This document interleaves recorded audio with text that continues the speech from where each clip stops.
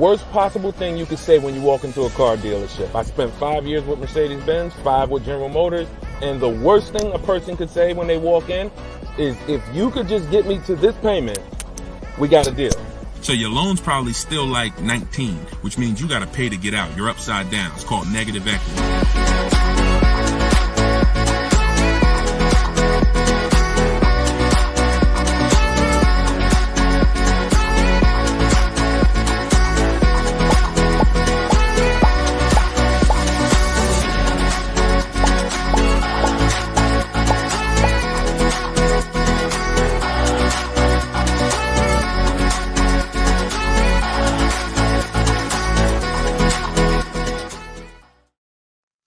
Welcome everybody to Car Shopping Questions and Answers, episode 13. I am your host, Deshone the Auto Advisor. Today is our Thursday, 12 p.m. live stream, and we're live on 4 platforms. For those of you who don't know me, I'd like to ask you, if this is your first time on a stream with us, could you type the number 1?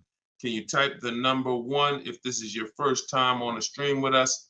And to those who've come back, if you've been with us before, could you type the word welcome to all the people who have been with us before? Welcome, and welcome back to those who've been with us. So for those of you who don't know me, my name is Deshone. I'm publicly known as Deshone the Auto Advisor. I spent 14 years in the car business, 5 with Mercedes-Benz, 5 with General Motors. Now, since the pandemic, I've devoted my time to showing everyone willing to listen how to get below market car deals, purchases, leases, new cars, used cars. And we do that by getting bids. We stop negotiating and we get bids. And that's how we get below market deals that other people are not getting. So I'm the author of Cars from Home, the new digital book, 7 Steps to Saving Time, Money, and Avoiding Dealerships. I'm going to show you what it looks like. Boom. That's the cover. And we're rated 4.94 on Goodreads.com. You can get yours for 75% off for the next 30 minutes. You'll see when you visit my TikTok bio or my Instagram bio or the link in the comment section that we have for you on YouTube and Facebook that there's a timer. The book is normally $97, but you can get your copy for $24 as long as you get there before the 30 minutes is up. So I would suggest you get it and come back and join the broadcast. So my man Dolan is moderating in the background. You guys can start typing your questions and we will start to answer them one by one. We'll be on for about an hour and we'll try to get through as many questions as we can in that time. All right, Dolan, once you have the first one, feel free to throw it up. Okay, and shout out to y'all on TikTok. Could y'all tap the screen if you're going to spend a little time with us? Run those likes up like y'all always do. I appreciate you.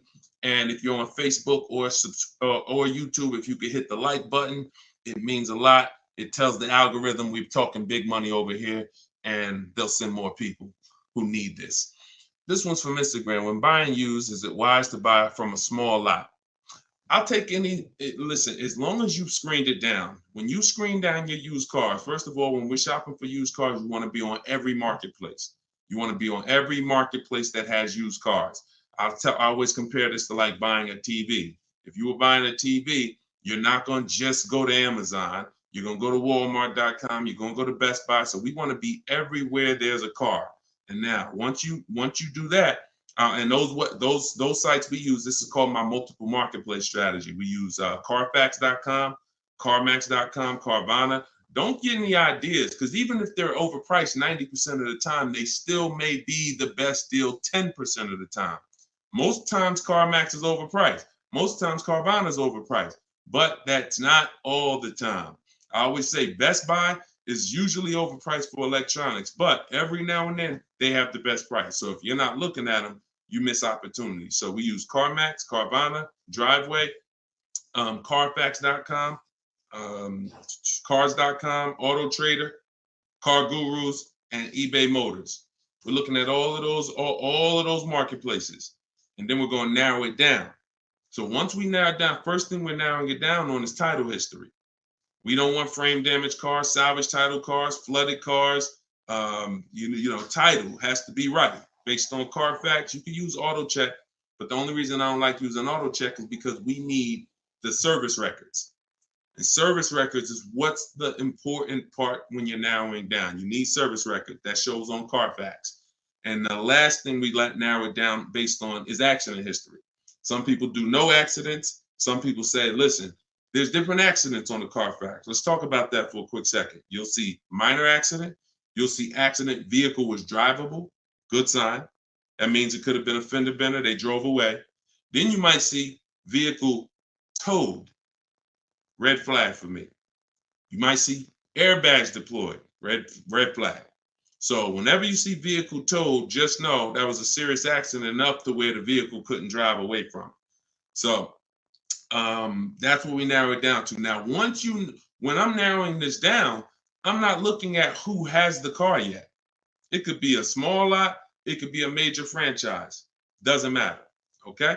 If y'all gonna spend some time with us on TikTok, can y'all tap the screen every couple minutes and keep running those likes up? Appreciate y'all. Shout out to the new people. And if this is your first time on a broadcast, type the number 1. Type the number 1. Yeah, we live, Skinner. All right. If you don't see the banner above me, that means we're live. Whenever you guys see the banner, that means you're watching one of the replays, because we replay and rebroadcast these shows all day long so that everybody can see them.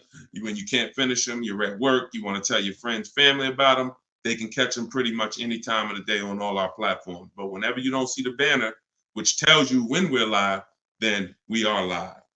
All right. So that's that. Shout out to the first time people. But that's how we're going to narrow it down. I'm less concerned about where the car is.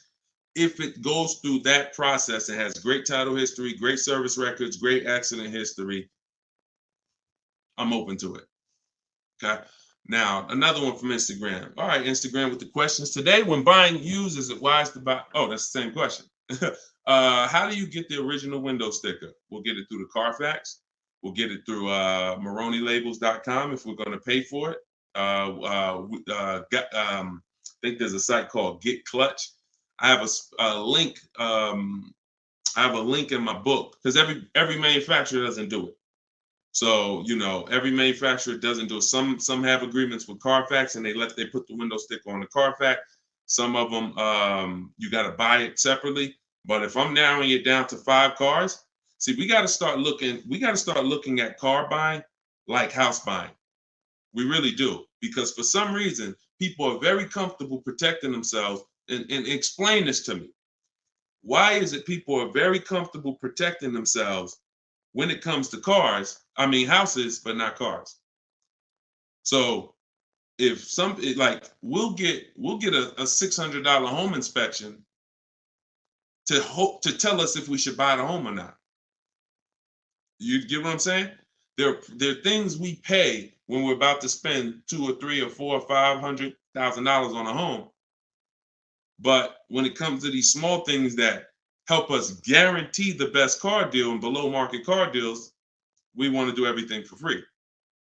So that's up to you. A lot of it can be done for free, but if I can't get a window sticker and I got to pay $5 for it, once I narrow it down to my top 4 choices, I pay the $20 to get the original window stickers. I'm getting it. I don't care how you get it. I got a couple resources in my book on how to get it, how to get free Carfaxes, but literally I'm getting the window sticker because I'm not buying a used car without seeing the original window sticker, because you don't know what you're saving. You do not know what you're saving. And anybody who's buying a used car without knowing what the original price was, it's impossible to know how good of a deal you really got. So, all right, go ahead, Dolan.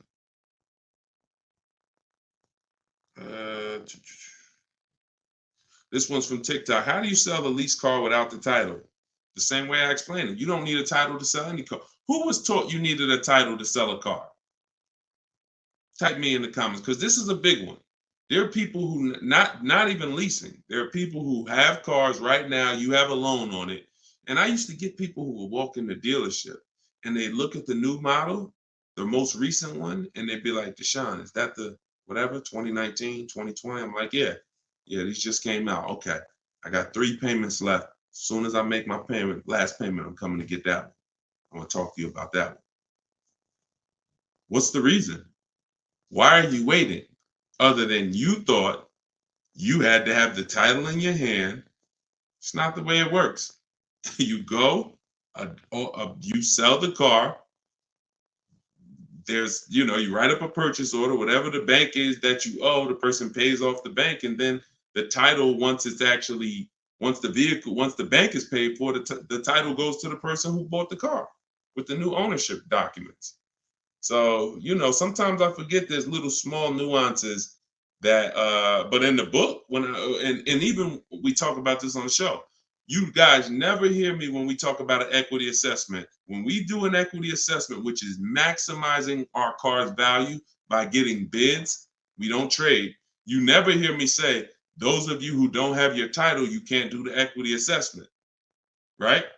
So I'm just assuming that if you just follow these steps, you'll see, even if you thought you couldn't sell your car while you still had a loan on it, you'll see, well, he didn't mention I need the title, so I guess I can go ahead and sell it. Yes, you can. So, you do at least the same way. I owe 15 on my car. Buyer offers me 19, pays the 19, pays off the 15 directly, sends 15 to the bank. And example, let me give you a real life example instead of a story. When I went in, after I sold my Jeep, that was back when the pre-owned car market was very hot, once in a lifetime market. And I went in and I owed my payoff was whatever my payoff was. I went in. They made the highest offer. That's why I was there. I got all these bids. CarMax made me the highest offer at the time. I went in. They paid $20-something thousand or whatever my payoff was, and they gave me a check for $8,900. So it's the net amount. So whatever the offer is, the amount you owe the bank gets paid off, and the surplus gets paid to you. That's the equity assessment. And for those of you who don't owe any money on your car, all the money goes to you. But yeah, I mean, I don't know where we picked that up at. I don't even know where the origination of that one, quite honestly. How I do know where some things originate, but I don't know how we got to we had to have the title in our hand before we could sell our car. So yeah, let me, you don't need it. Go ahead, Dolan. And for those of you who are not familiar with the equity assessment process, I'm sure we're going to talk about it on this show because it becomes a pretty common question. So we'll get to that, I'm sure. Go ahead. Jay, what's up? This is from YouTube. How do I go about getting pre-approval with good credit? I know the car I want. Then we don't really get pre-approvals. And I'm going to tell you why. Pre-approvals, first of all, there's something called restricted pre-approvals that we want to stay away from. See, all of this became, look, every time the public does something, the car business responds to it. And they usually respond with stuff that's garbage because they're trying to capture you and take away your ability to shop. So what ends up happening is the buzzword for the last 3 years probably has been pre-approved, get pre-approved, right? Right? That's been pretty much a hot topic. So the banks just decide what we're going to do is start marketing that we'll pre-approve you. But there's 2 ways they're pre-approving you, and they're both trash. One is we'll pre-approve you to shop with our dealer group. It's Capital One, our dealer network, Drive Time, Carvana. You're pre-approved, but you can only shop here. Well, you're going to hurt yourself because what they're trying to sell you on is this variety. And understand something. Variety doesn't drive down prices. Now we're getting ready to get deep. Hopefully y'all can follow this. It's early. Hopefully you have some coffee and your mind is clear. This is serious financial conversation, but it's simple. If you walk into the Doritos factory and all they have is Doritos, there's no incentive for them to not make them all $7 a bag because it's all Doritos. You got a bunch of variety. You could have 100 flavors. You're in the Dorito factory, but you're not going to get great prices because there's no competition. So whenever you see Carvana says we have 50,000 cars to choose from, variety. Whenever you see, you can shop from our dealer network of, X number of dealers. Any one of those dealers you can shop from, variety. That does not drive down prices. That's meant to control you. Think about the Dorito factory. You're walking around CarMax, oh, you got lots of cars here, but you're still in the Dorito factory. They're all one company that's setting the price. What drives down the price is competition. Competition is what drives down the price. So when these I have a whole section in my book on this, restricted pre-approvals. We stay away from them because they're meant to funnel you into somewhere so that you can actually do business with this person instead of doing what we do, which is shopping wide. If you're shopping for a used car, you should not be limited to anybody. You just heard the first question on the show talking about will we buy a used car from a small lot. We buy a used car from whoever within 100, 150 miles of us has the absolute best value, best price, on that used car, highest discount from the original new price. That means you're not going to limit me and tell me where I can buy it. So if pre-approvals were designed to do that, then we'd be good. If pre-approvals were designed to let you go shop anywhere, then they'd be good. That's the first bad part about pre-approvals is the restricted pre-approvals. And again, I'm going to tell you why we don't do it, and I'm going to tell you what we do. So the second thing that's bad about these pre-approvals that's being marketed is they want to do a hard pull on your credit. So now we use a strategy that I created called the bank bidding war. The bank bidding, everything we do is a bid because you're not going to save the most money possible unless you're getting bids. Okay? So if you want to guarantee that you paid the lowest price on any item, it's always through a bid. It's always through multiple offers. And the opposite is true. You want to have buyer's remorse? You want to always wonder if you could have paid less? Don't get a bid. Don't get multiple offers. So when they're asking for a hard pull, what we're doing is we're avoiding that because this is the way the bank bidding war works. You are allowed, I am allowed by the credit bureaus to have multiple people run our credit with a hard pull as long as it's within a certain time period. And the way we do it, it only takes us 2 days. They give you 14 to 45 days, but this only takes 2 days the way we do it. So a hard pull on your credit will drop your credit score X number of points. Let's just say 10 points.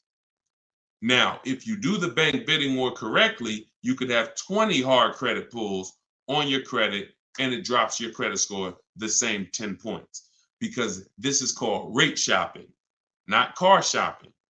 And many people get this wrong. Many people get this wrong because you got to come out of you cannot open up the rate window first by letting anyone access your credit with a hard pull.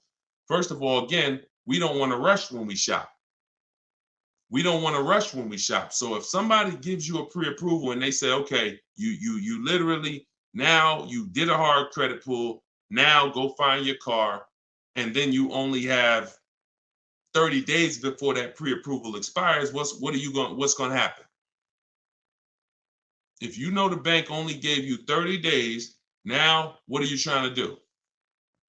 You're rushing yourself, right? You trying to find a car, day 28, you starting to feel a little desperate, right? That's not what we want. That's what the banks want. That's what the dealers want. That's not what we want.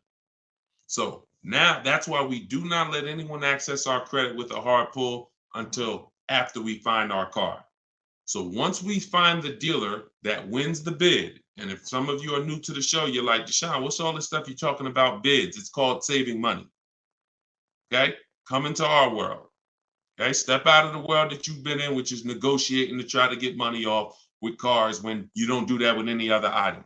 No other item do you go in and say, yo, take all this money. You don't do that on Amazon. You don't do that with TVs. You don't do that at the grocery store. None of that. So you shop for cars the way you shop for nothing else. And that's what the people who are listening to me who are like, Deshone, I want to save all the money. You locked in. So if you that person, type locked in. If you're that person, if you like Deshone, forget everything else. I want to learn a new way. I'm done with this old way. Type locked in. So this is what you're doing. You are going to go get bids. get your offers on your new car or your used car or whatever you're shopping for. Once you find the one that is the best, now you're going to get the paperwork, a buyer's order, come home, and you're going to let these banks, credit unions, online lenders access your credit with a hard pull. And many of them need you to have a car before they'll even give you a loan term. Sometimes you'll reach out and you'll say, hey, I'm looking to try to get, a pre-approval, see what your terms are, see what your rates are. They'll say, okay, well, what car? What car do you have? And you're like, well, I don't have a car yet. That's why I'm calling you first. So we call them, we reach out to them when we have a car, and we're like, okay, this is what I'm looking for. I mean, this is what I have. I have it reserved. I left a deposit on it. I told the dealer I'm coming home to take care of my financing. I'll call them in 24 hours. Here's what I got. 2020 Mazda CX-5, 26,000 miles on it. Boom. What else do you need to know to give me a loan offer? So I'm doing this with 5 people from home. Then once that's done, I'm calling a dealer and saying, look, all right, this is the best. If you guys can beat it, you got the business. See, it's easy. If you're listening to me, you never got to lie. All of this stuff that people are teaching you, lying, hold back everything, we don't do that.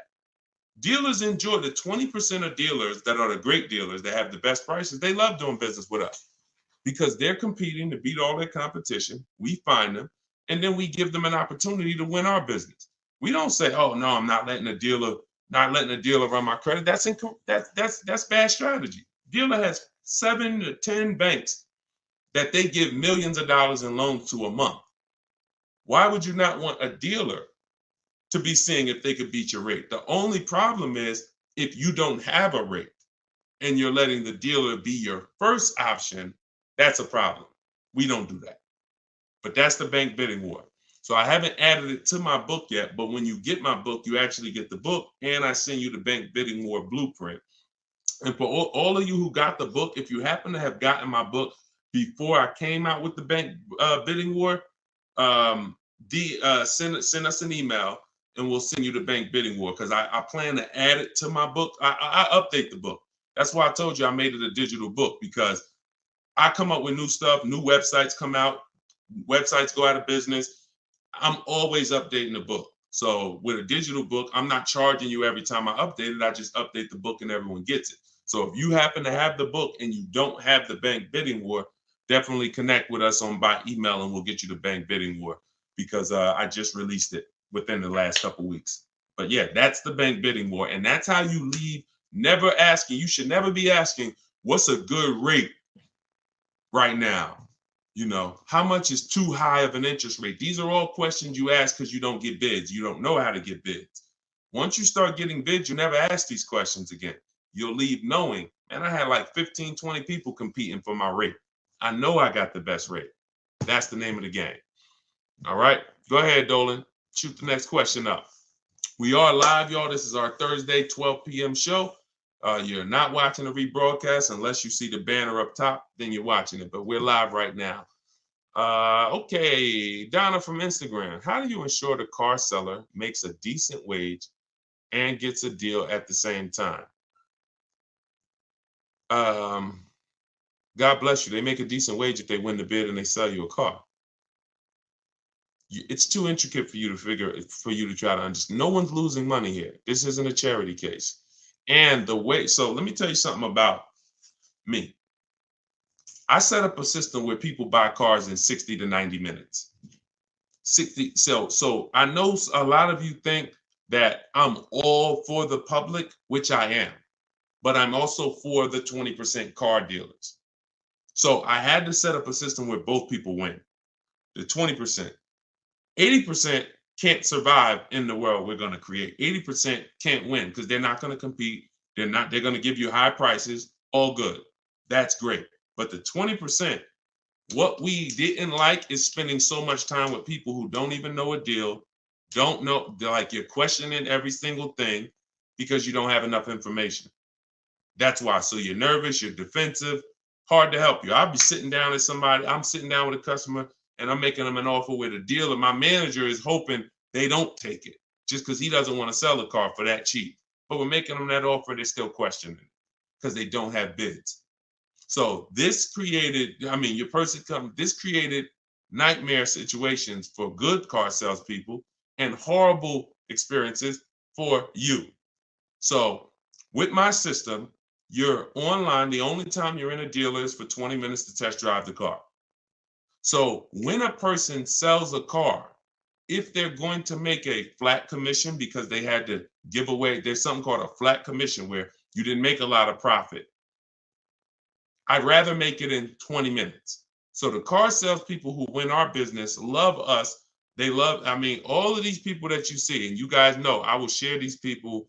I share everybody. Look, Tiffany, who used the book, she got $6,000 off of her Mazda just a couple days ago. That is, she didn't spend more than 20 minutes with the salesperson. I don't even know if that's the person she test drove the car with. It might not be. So this person who won her business literally is going to spend maybe 30 minutes with her total. So what? He's not making a huge commission. If he ends up making $150 flat, he'd rather, and I've asked car salespeople this over my years of educating the public on how to shop from home. I said, let me ask you a question. Would you rather, y'all being stingy with the likes on TikTok? Can we tap the screen if y'all spending time with us? Thank you. Can we tap the screen? Can we share? We ain't asking for money. We asking for just tap the screen if you're enjoying the show. All right. Don't listen. I'll be getting them. Thank y'all. Appreciate you running it up. So when you see that, I appreciate you wanting dealers to make money. But the best thing you could do if you really want good dealers to be okay, is learn how to shop from home correctly so you can stop wasting people's time. So you can stop being with people for 2 hours, 3 hours, 6 hours that you don't buy a car from. That's really what I want you to do, because when you learn how to get cars in 60 minutes from home, car salespeople are going to love you. Because even if I didn't make a huge commission of $1,000 or $800 or $1,500 on this particular deal, that's okay. And $1,500 commissions are very rare. You had to make a lot of profit on the deal, 10 grand profit probably. Bring home 20%. Now you got to make probably 7 grand to 10 grand, profit, and people will make it. There are people who overpay. And so there's people who pay average prices and above average prices, but we don't pay either. So it's the time. I don't care if I make $150 with you if I only spent 30 minutes with you. And the only way you're doing that is shopping online. You're not doing that. I've tried. I think I was pretty quick. There were some people quicker than me, but I certainly tried to go into, and a customer knows what they want. Come on, man, Mr. Jones. I know what you want. We'll get this done very quickly. Hour and a half tops, 2 hours really tops, because you got the finance office. You got all this stuff that has to happen. We got to clean the car. So 2 hours is really, if on a quick deal. Most of them, 3, 4. How many hours you guys spend picking up your cars? Be honest. How many hours did you put into your last car purchase at the dealership? Throw some numbers out. Look, Lexi, baby, 4. Look, throw some numbers out. Okay, people don't what? We don't want to be honest. How many hours? Sometimes maybe I'll ask how many days did you put into your last car deal? Have me in there about an hour. That's quick. You must have did a lot before. Half the day, Thomas. That's more like it. Thank you. Thank you. Thank you to everyone willing to share. And I had to come back the next day still. Thank you. Okay. So yes, I talk a lot about money. Look, 6 hours. Poobie Bear on Instagram. 6 hours. 4 hours. So no one that you're seeing here, I'll run down the list. Boom. Not only are these people saving all the money. Look, $690 a month on Toby's BMW. Greg, $527 a month, his $56,000 Kia truck. Look, Danielle, $550 a month for her Audi. Not only are they saving all the money, they're not in the dealer more than 30 minutes. That's why the dealers love them. That's why the dealers love us. I'm never going to create a system that's painful for car dealers. I would be hypocritical to do that. I created a system where when you use it, the people you do business with love you because you're like, man, listen, this is one of the quickest deals. Some of you saw when I got my Infinity truck. I wish I could find that video. Matter of fact, hold on. Before we go to the next question, because I don't want anyone, because some of y'all don't know me. Y'all don't know, okay, is this guy telling the truth? Is we really getting cars? This was me picking up my Infinity truck right here. This is when I got the Infinity truck. Hold on, I'm gonna find a video. I'm going into my hold on, where we at? Day 5. Here we go. Look, let me share my screen. And I picked it up and I posted this on Instagram because I want people to know we really do this. We don't say we do this. We really do this. Look. Now, there we go.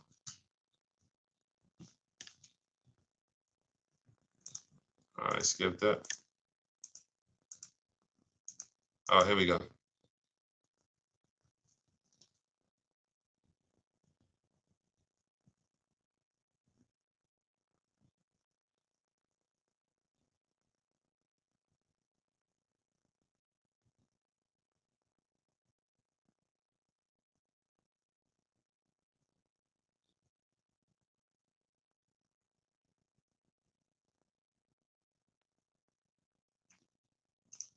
Boom.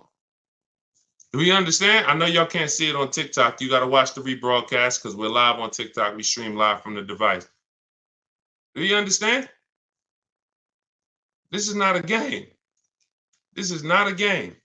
If you when you learn that you've been conditioned to think that somehow spending time on my car deal means I saved all the money. No, it doesn't. No, it doesn't. Looking at multiple options, multiple offers while you sit at home, knowing how to screen those offers down so that you know you got the below market prices. Looking at 5 offers on new cars and leases minimum, 5 offers minimum because 80% of dealers are overpriced. This is what guarantees below market prices. You don't need to be in a dealer to get that. In fact, there's no way for you to get it in a dealer. I will be so bold to make the statement, and I'll just ask you, if you think you can get it, when you get your car, bet me $500 that I can't get a better price than you. That's what I'm saying. Bet me $500 when you get your car, any car you get, if you don't use what I'm teaching you, if you tell Deshone, all that stuff sounds good, getting bid, but I want to do it my way. Bet me $500 that I can't find a much, much better deal than you as soon as you get your car. I'm willing to put the money up because I know bids is what gets us these prices you guys see on the shows. Bids is what allows people to come in and save money. Okay? Did y'all see that? Could y'all hear that? Let me know, could y'all hear that when I was playing that? Were y'all able to hear that when I was playing it? Before I move on to the next question, before I have Dolan pulling the... Why didn't y'all say something? See, we got too many people on here. We got too many people on here, y'all, for y'all to let me play an entire 1-minute video and not say you couldn't hear it. All right. Yeah, I don't know what to do. All right, listen. It is what it is. What I asked the guy was, how much time did we put into the whole process? He said 45 minutes. I said, take the test drive out of it. Take me and Monique test driving out of it. How much time did we spend? He said 20, 25 minutes top. Come on, lock in, y'all. Lock in. Go ahead, Dolan. Throw the next question up. Instagram. How do you tell the dealership you want to take the car to the mechanic before purchasing? You don't. Dealership's not going to let you take the car to a mechanic before purchasing. It's too much liability. If you crash the car, if it has an accident, mechanic messes up the car, only thing you could do is have a company like yourmechanic.com come and meet you at the dealer. That's why whenever I'm buying a used car, I'm not taking it the same day. DJ Flay, I thought it was a silent film. This is hilarious. So yeah, we never take a used car the same day because one, we got to do it even if we're paying cash though. I mean, even if we're paying cash. But if you're doing the bank bidding war, we can't take a car the same day because we need to go home and we need to start the bank bidding war. But if you're paying cash and the car has a good warranty and you've done the math, okay, maybe you don't need to have a mechanic inspected. But if you want to have a mechanic inspected, then it's always I'm leaving a deposit, and then I'll have either my mechanic come. And again, this goes back to you're paying to protect yourself. I got a mechanic here that I've been using for years, me and my family. If I told him, hey, look, I'm gonna pay you, let me know when you got an hour and a half. I'm gonna pay you for the time. Come take a look at this car with me. I got a reserve. He'll be like, no problem. I throw him $125. He'll come, check it out for me, tell me if I'm good or not. He can't put it on a lift, so that's the bad thing. But again, it's better than me just thinking with my non-mechanic self, I guess the car looks good. Sounds good, I think.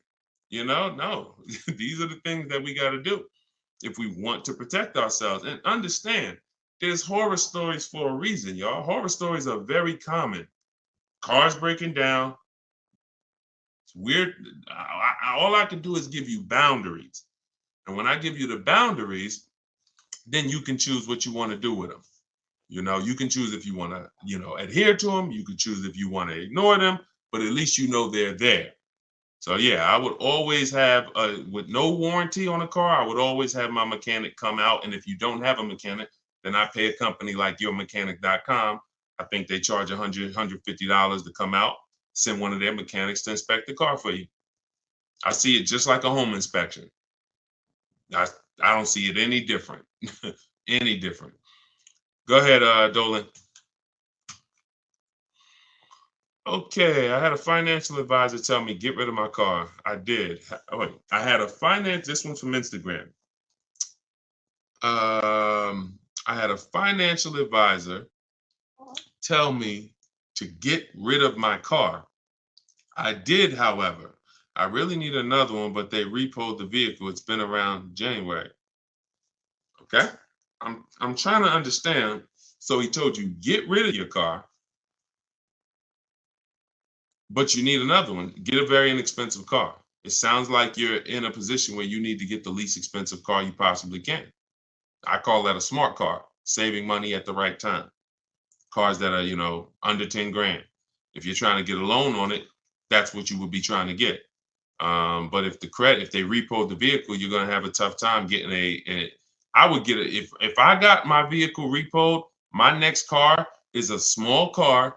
I'm looking for something that the smallest car I could get a loan on, 25 grand brand new, 30 grand brand new, because that means if I get it for about 10 grand, I still should be able to get a 6-year-old one, something not too old, 7. See, the problem is when you say, oh, I want the SUV and I want the 3 rows and, I want the leather and all of that. And now, okay, in order to get a car about 10 grand, you're going to get a 2009 or you're going to get a 2011 with 110,000 miles on it. See, we got to learn how to sacrifice in certain cases. I'm not talking to you. I'm talking to anyone else who may be watching this, who may be in a situation where you're in a rebuild. It's called a rebuild for a reason. We're not looking to stunt in a rebuild. We're not looking to flex on them in a rebuild. We're looking to say, look, I got to get from point A to point B. What I need is 2 things, a quality car, and I need to not miss any payments if I'm going to get a loan on this. So when you go out and you get, I got my credits are 500, but I'm gonna go and I'm gonna get a $20,000 car that they're gonna charge. I'm gonna pay 20+% interest on it, so my payment's gonna probably be 600. Now I'm paying 600, and the $20,000 car may not even be a quality car. May got 80,000, 90,000 miles on it. So now stuff starts breaking. I got my $600 payment, and now the car's in the shop, but I still owe my 600. Okay. Here comes another repo. So this is disaster. I've seen this. This is a formula. I call this the repo recipe. So if you're in a rebuild, the name of the game is seeing, first of all, am I a long-term person, 8+ years, or am I a short-term person? less than 8 years. Because if you're a short-term person, your goal is to lease. You may not know it yet, but some of the people who've been on this show, you understand the depreciation curve. This is where you lose all the money right here. Year 1, 2, 3, 4, 5, 6, you're losing all the money.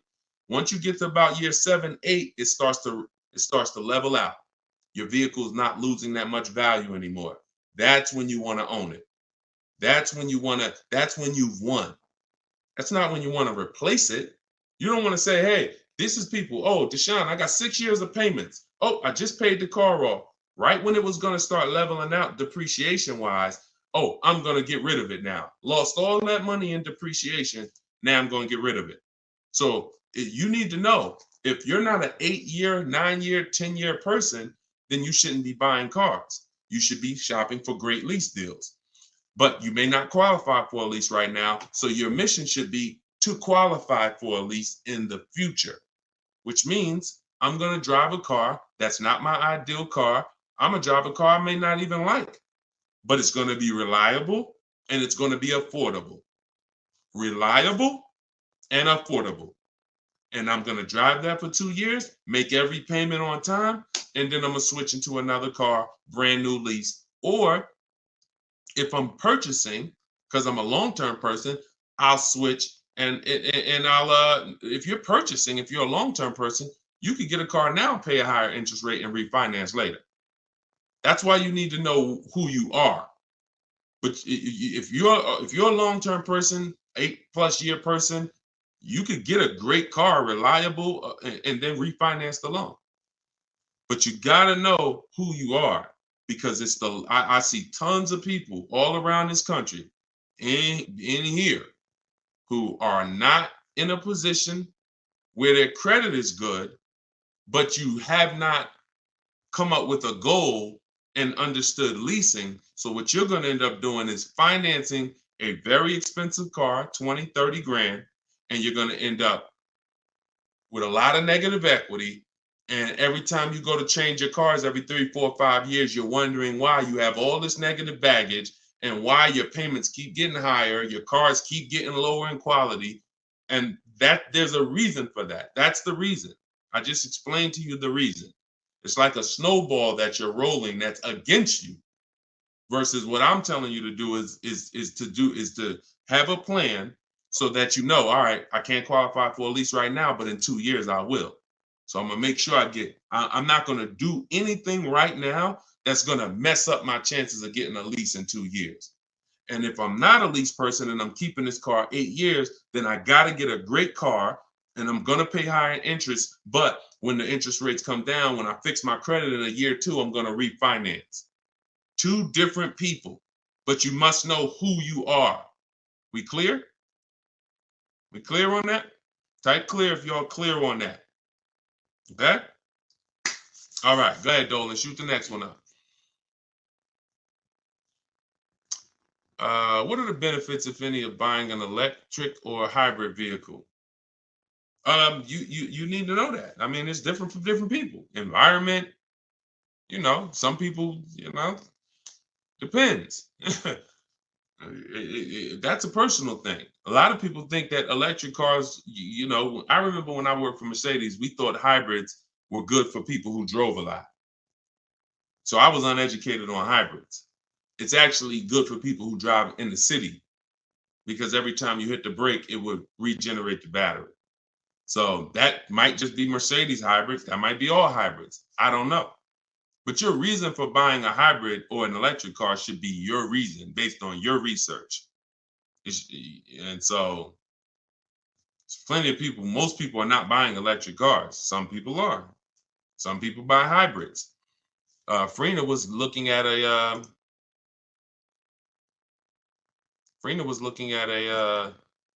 Jeep Grand Cherokee, and she was looking at a Jeep Grand Cherokee gas version. And I remember she hit me and she said, Deshone, the dealer that made me the best offer on this Jeep Grand Cherokee gas, it was like a 1.2% lease. And she said, he's saying, and that was the lowest bid out of all the bids she got, 1.2% lease. And she said, but he's saying he might have a better, he's saying he could do a better deal on this other one, which is a hybrid. And she said, what do you think? Because she's in a private group. Everybody who wants to know about, my private group, you want to attend my free masterclass, it's in the comment section. You can attend my free masterclass. It's an hour long. It's called Everything You're Doing Wrong, Buying, Selling, and Leasing Cars. And it's in my TikTok or Instagram bio. You can go and you can attend the masterclass if you want to find out more about my private group and my coaching program. But she said, so do you think I should just like have him like rework the deal? I said, look, if you're going to switch cars, pay attention, y'all, this is very important. Even though he won the bid on the gas version, you want to make sure you rerun the bids on that car. She said, okay, because she said, based on what he's telling me, he could get me to like 1% on the gas, on the hybrid one. I said, okay, run the bids. She hit me 24 hours later. She said, you're not going to believe this. Lowest offer I got on the hybrid version is 0.88. Showing a deal right now. That was $579 a month. $66,000 truck. $579 a month. No money out of pocket. So if you don't rework the deal, what question was I answering that I got on that? What question was I just answering? Oh, there we go. Thank you. Thanks, Dolan. My man Dolan coming through for me. So she didn't have a preference necessarily of hybrid. That opportunity presented itself. All hybrids don't have incredible programs. So I think you make the decision, Natalie, on what you want, and then you shop the offers on that car. That's it. It's so many cars out here, y'all. It's hundreds of cars to choose from. Pick the one that you like, get the offers on them. Like, and spend your time shopping. If you're getting a new car or a lease, you should be out test driving. This is the fun part. Eventually getting bids, that'll be fun for y'all because you'll be in control. But, for your first time, you're still going to be a little nervous. But the fun part is really getting in the car and going and test driving. All right. And going to another dealer, test driving. You're about to make a $40,000, $50,000 decision. Some of you more, some of you 80,000. You're buying luxury cars, $100,000 decision. Take a day and go and drive these products that they're spending millions of dollars on, hoping you would at least come test drive. I've had people that's like, oh, I want the Honda Pilot. Oh no, the girl said, I want the new Honda CR-V hybrid. I like the look. I said, did you drive it? Nah, but that's what I got my eye on. I said, go drive it. Well, she went and drove. That's why we have a whole step in our process for this called shopping, not buying. She went and drove it. She said, yo, you know what's crazy? I like the look, but I ain't like the way it drove. I said, that's why it's important. Imagine if you would have did your whole deal online, got the thing delivered. Now in 3 months, you're sitting here like, you know what? I don't really like this. So don't discount your shopping experience, especially because using it our way, you're only there 20 minutes. Don't talk numbers. Keep that rule in mind. That's in my book. Those of you who have my book know this. We don't talk numbers. Those of you who are like, what book are you talking about, Deshone? My new digital book, Cars from Home, 7 Steps to Saving Time, Money, and Avoiding Dealerships. That's where I'm teaching out of. Everything on this show is what I'm teaching out of that book. And you can get your copy for 75% off. It's normally $97. You'll get it for $24 in my TikTok bio, as long as you get there before the 30 minutes expires. Also in my Instagram bio, click that website, and then on Facebook and YouTube in the comment section. And if you happen to be watching us on TV, you can scan this QR code right here with your mobile phone and get yours for 75% off. All right. And now you have everything I teach in one blueprint in one spot. Okay, Renico from YouTube. 1 year into my Kia Soul lease, this was not the car I wanted. I want to trade the Soul in for a 2022 Kia Sorento. Is it possible, or should I wait for another year to lease the Sorento? Listen, great question. Perfect example of what I just said of why we don't discount the shopping process from now on. So you can't break a contract. The only way you can get out of the lease is if you can sell it. So you do the equity assessment. Now follow this. You're going to call your bank, call your leasing company. You're going to get the payoff. And then you're going to ask, do I have a third-party restriction? Those are the two questions. Payoff, do I have a third-party restriction? Then go on the 6 sites, get your bids.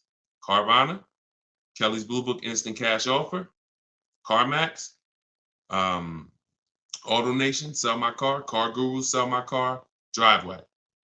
Every time you see, is your car leased, financed, or owned, you want to put owned, because you want the straight value. When you put lease, it triggers something on their website. So just always put owned so you can see the values. If you have a third-party restriction, you're going to have to sell to a Kia dealership. If you don't have a third-party restriction, you can sell to the highest bidder, provided you have equity. So if you see that, your payoff is 18 and the offers are 20, then you can get out. If you see that it's 18 and the offers are 18, that's going to be tough. So you got to see what your equity position is. You got to see what your equity position is. That's the main thing. And what I do is you just wait and you just look. If you go into a dealer, they can put you in a new car. So if there's no doubt, like you can literally go in, they'll just stretch you out into a long loan on the Kia Sorento. You're going from a lease to buy. So I assume you're going to be keeping the Kia Sorento for at least 8 years. If not, you should be leasing, not buying. But I'm just going to assume you're not going to break the 8-year rule. If you don't know about it, we talk about it all the time on this stream. People who are not keeping their cars 8 years, you are overpaying by thousands of dollars by not getting great lease deals. It's not even close. Thousands of dollars, not hundreds. So I'm assuming you're going to buy and keep, but what you're going to do, anybody can transfer you. Take all that negative money, throw it into the new car. Now you're paying for the old car and the new car. You got the new car, but so if you got a 5-year, 6-year loan, literally you're driving that new Kia Sorento, that 2022, and that is in the actual, it's with you. I'm glad, Renico. It's a great name. So you're in when you roll that over because of impatience, that 6-year loan that you're putting on the new car, the old car is with you the whole time. So until the day you make your last payment on the new car, you're paying for the old car that you got out of. That doesn't make sense unless it's just a desperate scenario. So I would do what you said. Wait. If it doesn't make sense, do the equity assessment. If it doesn't make financial sense to get out, wait, coast in it. It's a brand new car. Listen, be ashamed if you had to drive around in a brand new car for the next couple of years. So just, but use it as a learning lesson to make sure next time you shop the way, you shop in a way that protects you from having to go through this again, because this is not what it should be. Okay. And it's not meant for you to replace a car this fast. It's expensive to do. There's penalties in doing this because the depreciation of a car is just too deep. It's just you lose 20% the first year. Doesn't matter whether you leased it, bought it, does not matter. So when you go and try to replace it, you're dealing with deep depreciation of what you got. And now you're like, oh, well, I'm tired of it. See, people who never do this are cash buyers. If you pay cash for cars, those are the only people that clearly understand this. If you are in pain, I have to work to help you understand this if you don't pay cash for cars. Because if you pay cash for a $30,000 car and then you said, you know what, I'm tired of it. Nah, this wasn't the car I wanted. And you brought it back to the dealer and they said, okay, well, look, I know you only had the car 3 months, but we can only give you 25 for it. You're like, wait, I only had 3. Yeah, it's a used car. It's been titled. You're not going to take that deal, right? No one's going to pay 30 grand, turn around and take 25 in 3 months. So, but what when you are getting payments and loans, it doesn't change. It's still, you pay 30, they're giving you 25, but they're financing it. So that loss of the 5 grand, it's hidden in the monthly payment. That's why it's all about, what do you want your payment to be? What do you want your payment to be? What do you want your payment to be? Because once you see that you're losing a ton of money in a short period of time, you wouldn't do this.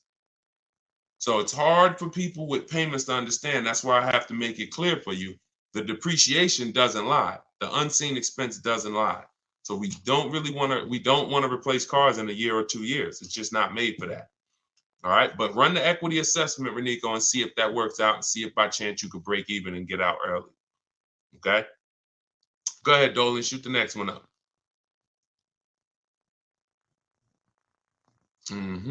Okay, Precision Sound Works. The great part about following the book is when you're car shopping, you know what you're not going to get sucked into, a sales number presentation. Amen. Just drive and say, I'll hit you up when I'm ready. Amen. I'm glad, and I'm so glad to hear you saying this, Precision Works, because I'm trying to teach people, all I can teach people is our world is different.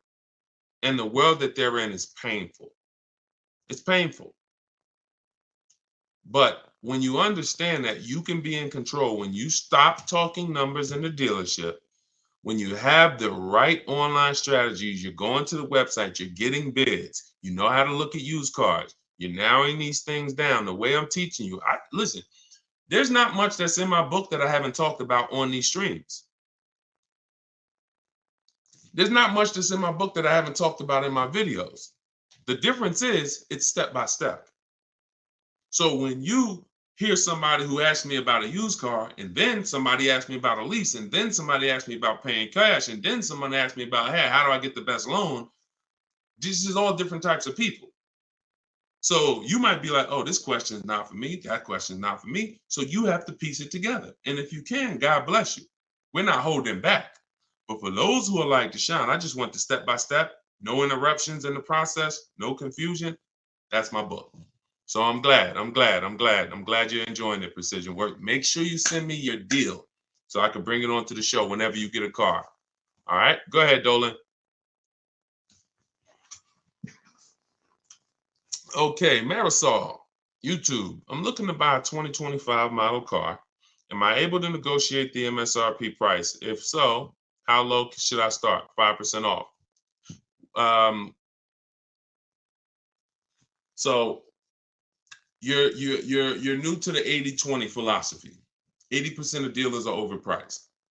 So I'm saying this based on the fact that, you know, I have 1,600 people I've worked with in my coaching program, in my video course, and then I have probably 5,000-6,000 people that have gotten my book. So I have people from all around the country since 2021 sending me the deals they get, reporting me the deals, offers. So whenever you see, look, somebody like Greg, he said, offers the range. Hold on, no, it was Charles. Whenever we see the range 1.2 to 1.66, I always tell people, if you don't see a $3,000 to $5,000 difference between your offers, you didn't do it right. Because we get at least 5 offers because 4 are overpriced. So which means, and you don't know how bad they're overpriced. They could be $100 a month overpriced. They could be thousands if they could be $3,000 overpriced, $5,000 overpriced. If you have some of these vehicles where they're marking them up $5 grand, $10 grand over sticker, they could be $7-10 grand overpriced. You don't know. You just know. We know 4 out of 5 are overpriced. That's the numbers. So if you are by chance going in and thinking, I'm going to negotiate based on any made up number in my head, you're going to lose because you just don't know what the bottom is. You don't know what the bottom is. Feeling for the bottom is a bad way to go because you're never content. You always question, was that really the bottom? You think we could have did better? And you have no price assurance, which means if I said, listen, Marisol, you just got your vehicle, bet me $500 that I can't find a better price vehicle in 48 hours. You wouldn't take the bet. No price assurance. So what I want you to do is just scrap that whole strategy. And I want you to focus on driving the car, make sure you like it. Once you decide you like it, we're going to get 5 offers. You could do this your way by calling. You want to talk to sales managers, ask them, hey, I need 5 offers because 4 are going to be overpriced. That's just it. 80% of dealers are overpriced. 80% of dealers sell for all the money they possibly can. 80% of dealers don't want to compete with their competition. 80% of dealers are not going to go below a certain price. That's them. 20% is who we focus on. The 20% of dealers that want to compete, 20% of dealers that beat all their competition, 20% of dealers that save us all the money. And there is no way for me to tell you what that number is going to be because it's vehicle specific. When you get bids, Look at Sean. I use Sean for an example. Sean got a $20,000 discount on his F-150 Lightning. That was his best deal. Over 20, look, $73,000. And you see, he revealed, he didn't know it was a $15,500 rebate, but the dealer, the 20% dealer that made him this offer, told him that. He didn't see that from all dealers he got offers from. Every dealer is not going to tell you all the rebates or if there's a rebate. He got another $4,900 from the winning dealer, and that was the deal. Kimberly saved $20,000 from her Maserati. Look, $86,000. The selling price was $66,261. That's 20 grand. Now, in the case of Eddie got a new Toyota Camry hybrid. He got bids, all the bells and whistles. He said, I was able to get everything I wanted plus more, $2,086.83 under MSRP. That was his best bid from reaching out to multiple Toyota dealers. $2,086 under MSRP. It depends. It changes. You don't know. And you can't take one big discount and say, Sean's not going to say, well, because I saved 20 grand on my F-150, when I go to shop for my Mazda CX-5, I'm expecting 20 grand. No, I'm going to shop the market, get bids, and I'll reveal what is the below market offer for a Mazda CX-5. In the case of his Ford, the below market offer was 20 grand off. In the case of Kimberly's Maserati, the below market deal was 20 grand off. But if we went in thinking these numbers are making up and saying, you know what, I'm going to try to get 5% under MSRP, we're losing. So scrap that whole strategy. Use mine. Or you could try to do it your way. Either way, 5 offers. Without 5 offers, you're not saving all the money and you will have no price assurance. 5 offers. In my book, I teach something called the 25-to-5 strategy. That's what I created. We're connecting with 25 dealers online. Those of you who have the book know it takes us about 20 minutes because we go direct to the websites. We don't go to third-party sites where they're selling our information to the dealer. We go right to the dealer's websites. I got a link in there that links you to all the dealers by zip code. So you put in your zip code and we go to each website. We copy and paste. I have a template we use. It says, hey, my name is such and such. I'm in the market for this car. These are all the options I'm looking for. This is my as soon as date I can make a deal. This is my no later than date. We give them all the information we need. Here's what I'm looking for, my option. Now we're sending that to all of these dealers. And then the goal out of 25 is to see who has a car. And then once we find out of 25 who has a car, well, we might see 10 dealers have a car that I'm interested in. That's another reason why it benefits to shop the numbers. Because when you only shop in 2 dealers, like the statistics say you do, the statistics show that you guys shop 2 dealers. That's what the statistics show, 2 dealers. And as car salespeople, we know that. We know that. So when you're shopping 2 dealers, whatever they have on their lots or have coming in, that's all that's interesting. That's all we can shop from. That's why it's like, oh, I don't have that color. Oh, I don't have one with those options. We're shopping from 25 dealers. We got a good shot of 8 to 10 having something we're interested in. And then we have other copy and paste scripts to request our quotes, give them everything they need to give us a quote. And then we have scripts to keep the conversation moving when they try to get us on the phone, which they will, 80% will, which, hey, try to get us to come in, 80% will. Hey, hey, listen, we could only give you a quote if you're here in the showroom. Okay, well, I'm talking to a couple of dealers. No one else has said that. Should I remove you from my list? All our emails end with a question. Whenever you're emailing a dealer, should always end with a question, not a statement, because the question pushes the ball back to them. So that's what we're doing, 25-to-5. Our goal when connecting with 25 dealers is to get 5 offers. And out of those 5, 1 offer is going to beat everybody else, and that's who we do business with. That entire process takes us 60 to 90 minutes. 60 to 90 minutes. It's beautiful. So if you're like, Deshone, I want to use your process, you can do it your way. You want to call around? I'm just telling you, get 5 offers. You could do it my way. In my book, 75% off in my TikTok bio or in my Instagram bio. Click that link and get your copy for 75% off, or in the comment section on YouTube and Facebook if you just came on the show. But that's the 25 to 5. And you won't have price assurance and you won't save all the money until you start to get 5 offers. Everything is a bid. All right. That's what I'm telling. My favorite words: bids, multiple offers, multiple options, price assurance. These are my favorite words. When you start using this stuff, they're going to be your favorite words too. I guarantee it. Go ahead, Dolan. Do you always have to have a down payment when purchasing a car? No, never. Never. Now, down payments are not illegal. That was one of the worst videos to go viral. But when a video goes viral, you can't combat it. So, if people looked into that law, they would see this law has nothing to do with down payments. So down payments are not illegal, but you can every single thing we shop for is no down payment. When we're shopping for leases, we request all our lease quotes, first month's payment total out of pocket. We don't, you guys, some of you know who's been on the stream, I don't even like you using the words down payment. We use total out of pocket, total due at signing, not down payment.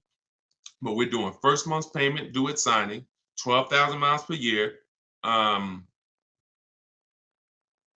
all taxes and fees rolled into the payment. That's how we request our lease quotes. Now, we have high mileage drivers who do high mileage leases, 20, 25, 30,000 miles a year, but you always adjust it after you found the best dealer. Once you found the dealer who wins the bid, that's when you're now going to go in and adjust the mileage for your custom strategy, for your custom needs. Okay. All right. Listen, I appreciate it.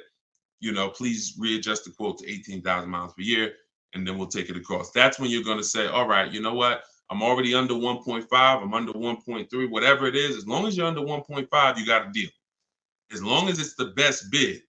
Because some people say, oh, I went in, and I cannot stand this. But it's unfortunate that people think they're using what I teach, but they're not.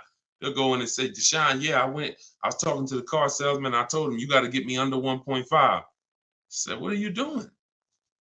I didn't say it. I don't even think I responded to it because I don't want people to feel like they failed. But that's not what I teach. I'm never targeting 1.5. I'm targeting 5 offers, and the only way 1.5 gets approved is if it's the lowest out of the 5, which means I know the lease program isn't great. But if I see 1.45 and then there's another lease quote for 1.6, 1.8, 1.9, now I know this 1.5 is the deal.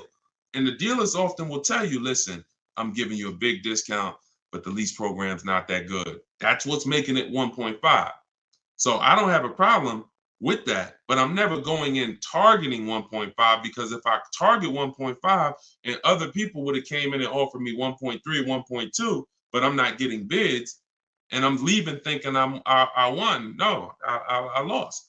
So that's how we shop for our lease quotes. No money out of pocket. When we shop for our purchases, we're separating our loan, which is our monthly payments and our terms, from the car. So this is going to be easy for you once you really see that your loan is separate from the car. You are looking, if you're buying a used car, you're looking for the best price used car in the market, 100 miles, 150 miles. You're narrowing it down. Once you find a dealer who has that car, you've already won on the price of the asset. Check. Now we're going to handle the loan. And if you say, hey, I'm going to do this loan for this amount. Now I have a tool that, listen, some stuff is hard to explain because I actually created something called the perfect budget calculator. Let me show you. So this is the perfect budget calculator. Just so y'all listen, I'm gonna share this with y'all. This is in my book. And just so you know, the only reason that I can't explain this stuff, because how can I explain technology that I created? So this is the perfect budget calculator. This is what it does. This is how we're able to shop with no money down. We enter the equity that we may have from our old vehicle. Let's say we're selling our old vehicle. All right. Or let's say we don't have an old vehicle. Put 0 there. Now we enter max down payment. Now this is a comfortable amount. This might be like, because this is how it usually happens. You know what? I could put 3 grand down if I had to. I don't want to, but if I had to, I put 3 grand down. Okay, that's what goes there. Okay, then we use the average interest rate in the market. For the sakes of this purpose, let's use 7.99. Interest rates are high right now. Then we enter comfortable monthly payment. Comfortable monthly payment, $450 a month. Now we enter our state so we can calculate the taxes and calculate budget goals. And it asks, okay, what's your comfortable monthly payment for 60 months? Let's say we do the same thing. All right. And then it gives you goals, gives you 6 goals. This is your max vehicle purchase price right here. See, there's never been anything like this. This is why you go in saying, I don't want to spend more than 450. You end up spending 600. This is why you go in saying, you know what, I'm going to spend 30 grand on a car. You end up spending 32, 33 because you forgot about the taxes and the fees. We never shop with our max in mind. So this becomes our first goal. Our first goal gets us to our car, no equity, no down payment. Our second goal gets us to our with a 5-year loan. Now, our second goal gets us to, if we get a car in this price, we can do a 6-year loan, no equity, no down payment. So this is where you need to be right here if you want to do no down payment. This is where you want to be. So you need to know, based on where you want to be payment-wise, and whether you're taking a 5 or 6-year loan, how much car can I afford? That includes the taxes and the fees. So there was no way for me to explain this to you. In fact, I used to have a 20-minute video that I walked people through, and it was a perfect budget exercise. We did all that manually. Everything that I built the calculator to do manually, you guys got to see it on the replay. Because if you're on Instagram or YouTube or Facebook, TikTok doesn't let us pull this streaming software in. So you guys got to see it on the replay. You could go watch the YouTube videos right after the show is done, and you can see how I just showed you this. Or if you get my book, you can actually use the perfect budget calculator in 5 minutes. So what that allows you to do is go in knowing where your starting point is, knowing where your max vehicle purchase price is. That's how people go over budget all the time. Going in, all you have in mind is math. Oh, I don't want to be no more than $450 a month. $450 a month. That's all you're thinking about. Or if the bank tells you, okay, you're pre-approved for $30,000. What does that actually mean? Okay, great. I'm pre-approved for $30,000. What does that mean? 5-year loan, 6-year loan? What about my payment? My payment, I don't want it to be more than this. Plus, I got $2,000 I could put down. How does that factor in? So when you get to the max monthly payment, when you get to goal 6, using the perfect budget calculator, you are using a 6-year loan, your max loan, and your down payment, but you're still under budget. So anything below that, you gotta there's no easy way for me to explain it to you. That's why I had to create a software that actually does it for you. But you need to know, in order to get a car with no down payment that you're purchasing, not leasing, because I gave you how we shop for them with leases, but that I'm purchasing, I need to know how much car can I afford based on the taxes and fees that I'm going to pay for a car, taxes for my state. Figure we estimate $1,000 for a documentation fee of motor vehicles. That has to be factored in. And then a 5 or 6-year loan, all of this stuff. So, yeah. So we got a lot of calculators. We got a lot of calculators because it was just a lot of stuff that I'm a math person. And so I could explain stuff to a math person. I can try to make things simple, and I try my best to make these numbers simple. But the best thing that I was able to do was create calculators that would do this stuff that I don't have to explain to people the numbers anymore. And my goal is to put lots of calculators out eventually that do pretty much everything. Like people who are over mileage on their lease. You got to see, should I end the lease early and take the mileage penalty now, or take the payment penalty? Should I go to distance? And there's so many financial calculations in cars that thank God I've been blessed to understand that I can't explain to you. So I had to build a software that you punch your situation in, and then it tells you everything. Okay. But yeah, you can absolutely get cars with no money down. It's not even, only people that can't are super, credit's too bad, or you have too much negative equity. And even if your credit's bad, you still can get cars with no down payment. It's really the negative equity. The negative equity from your old car is really what prevents most people from doing no money down deals, because the bank is only going to approve 15, 20, 25% above the purchase price of the car. So if the purchase price is 30, they'll approve 36 as a loan. They'll loan 36, they'll lend 36,000 on a $30,000 car. They're not going to lend 40,000 on a $30,000 car. They're not going to lend. So if you have 10 grand of negative equity that you're trying to transfer, that's preventing the no money down deals for most people. Other than that, everybody can do no money down deals if they so choose. All right. So everything we talked about today was based out of my book, Cars from Home, 7 Steps to Saving Time, Money, and Avoiding Dealerships. It's the step-by-step process to mastering the science of car shopping. And the first time you do it, you're already a master. There's no test to take. The first step in the process is the most important question, which I'm going to help you know clearly whether you should lease or buy based on how long you keep in the car. And step 7 is delivery. So by the end of this, when time you get to step 7, I'm congratulating you, and we're like, okay, let's set up if the dealer is going to deliver the car or if we're going to go pick it up. That's delivery. So it's not this book you read and say, okay, all right, I'm ready for the quiz now. Let's take our test. No, every step is an action. Equity assessment, budget tool, choosing your car, shopping for it, doing a check to make sure it doesn't have any bad data out there like electrical issue software, and then getting offers, then paperwork, then delivery. It's a walkthrough. So you can get your copy for 75% off in my TikTok bio, in my Instagram bio, or we have a comment pinned in the YouTube and Facebook section. Or if you're watching us on television, you can scan the QR code and use the strategies, everything I teach in one spot. All right. Make sure you send me your deals. We'll be back for another live show shortly. If you're watching the broadcast, if you're watching the rebroadcast, you'll see the times that we're live.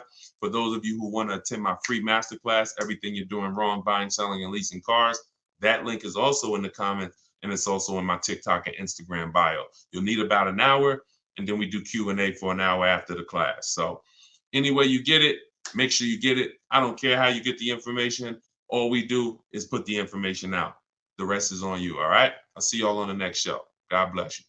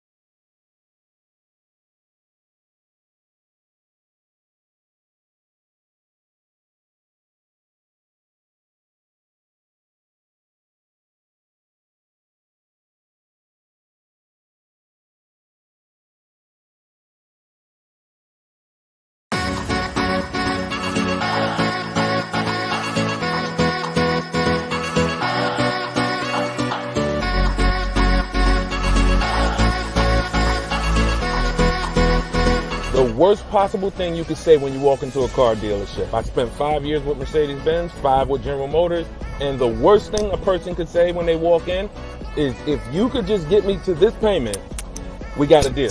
So your loan's probably still like 19, which means you got to pay to get out. You're upside down. It's called negative equity.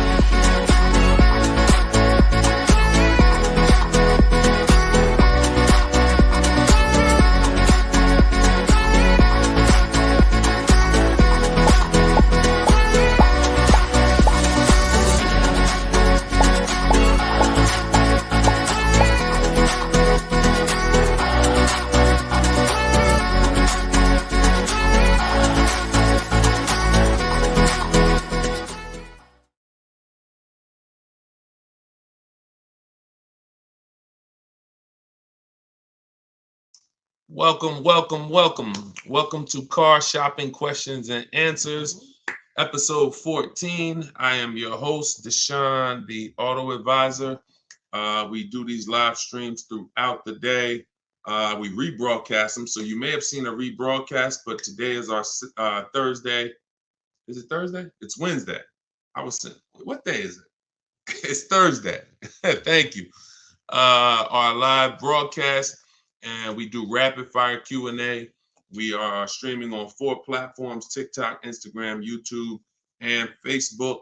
So you guys can start taking your questions. Yeah, I see you. I see you, real Zubir.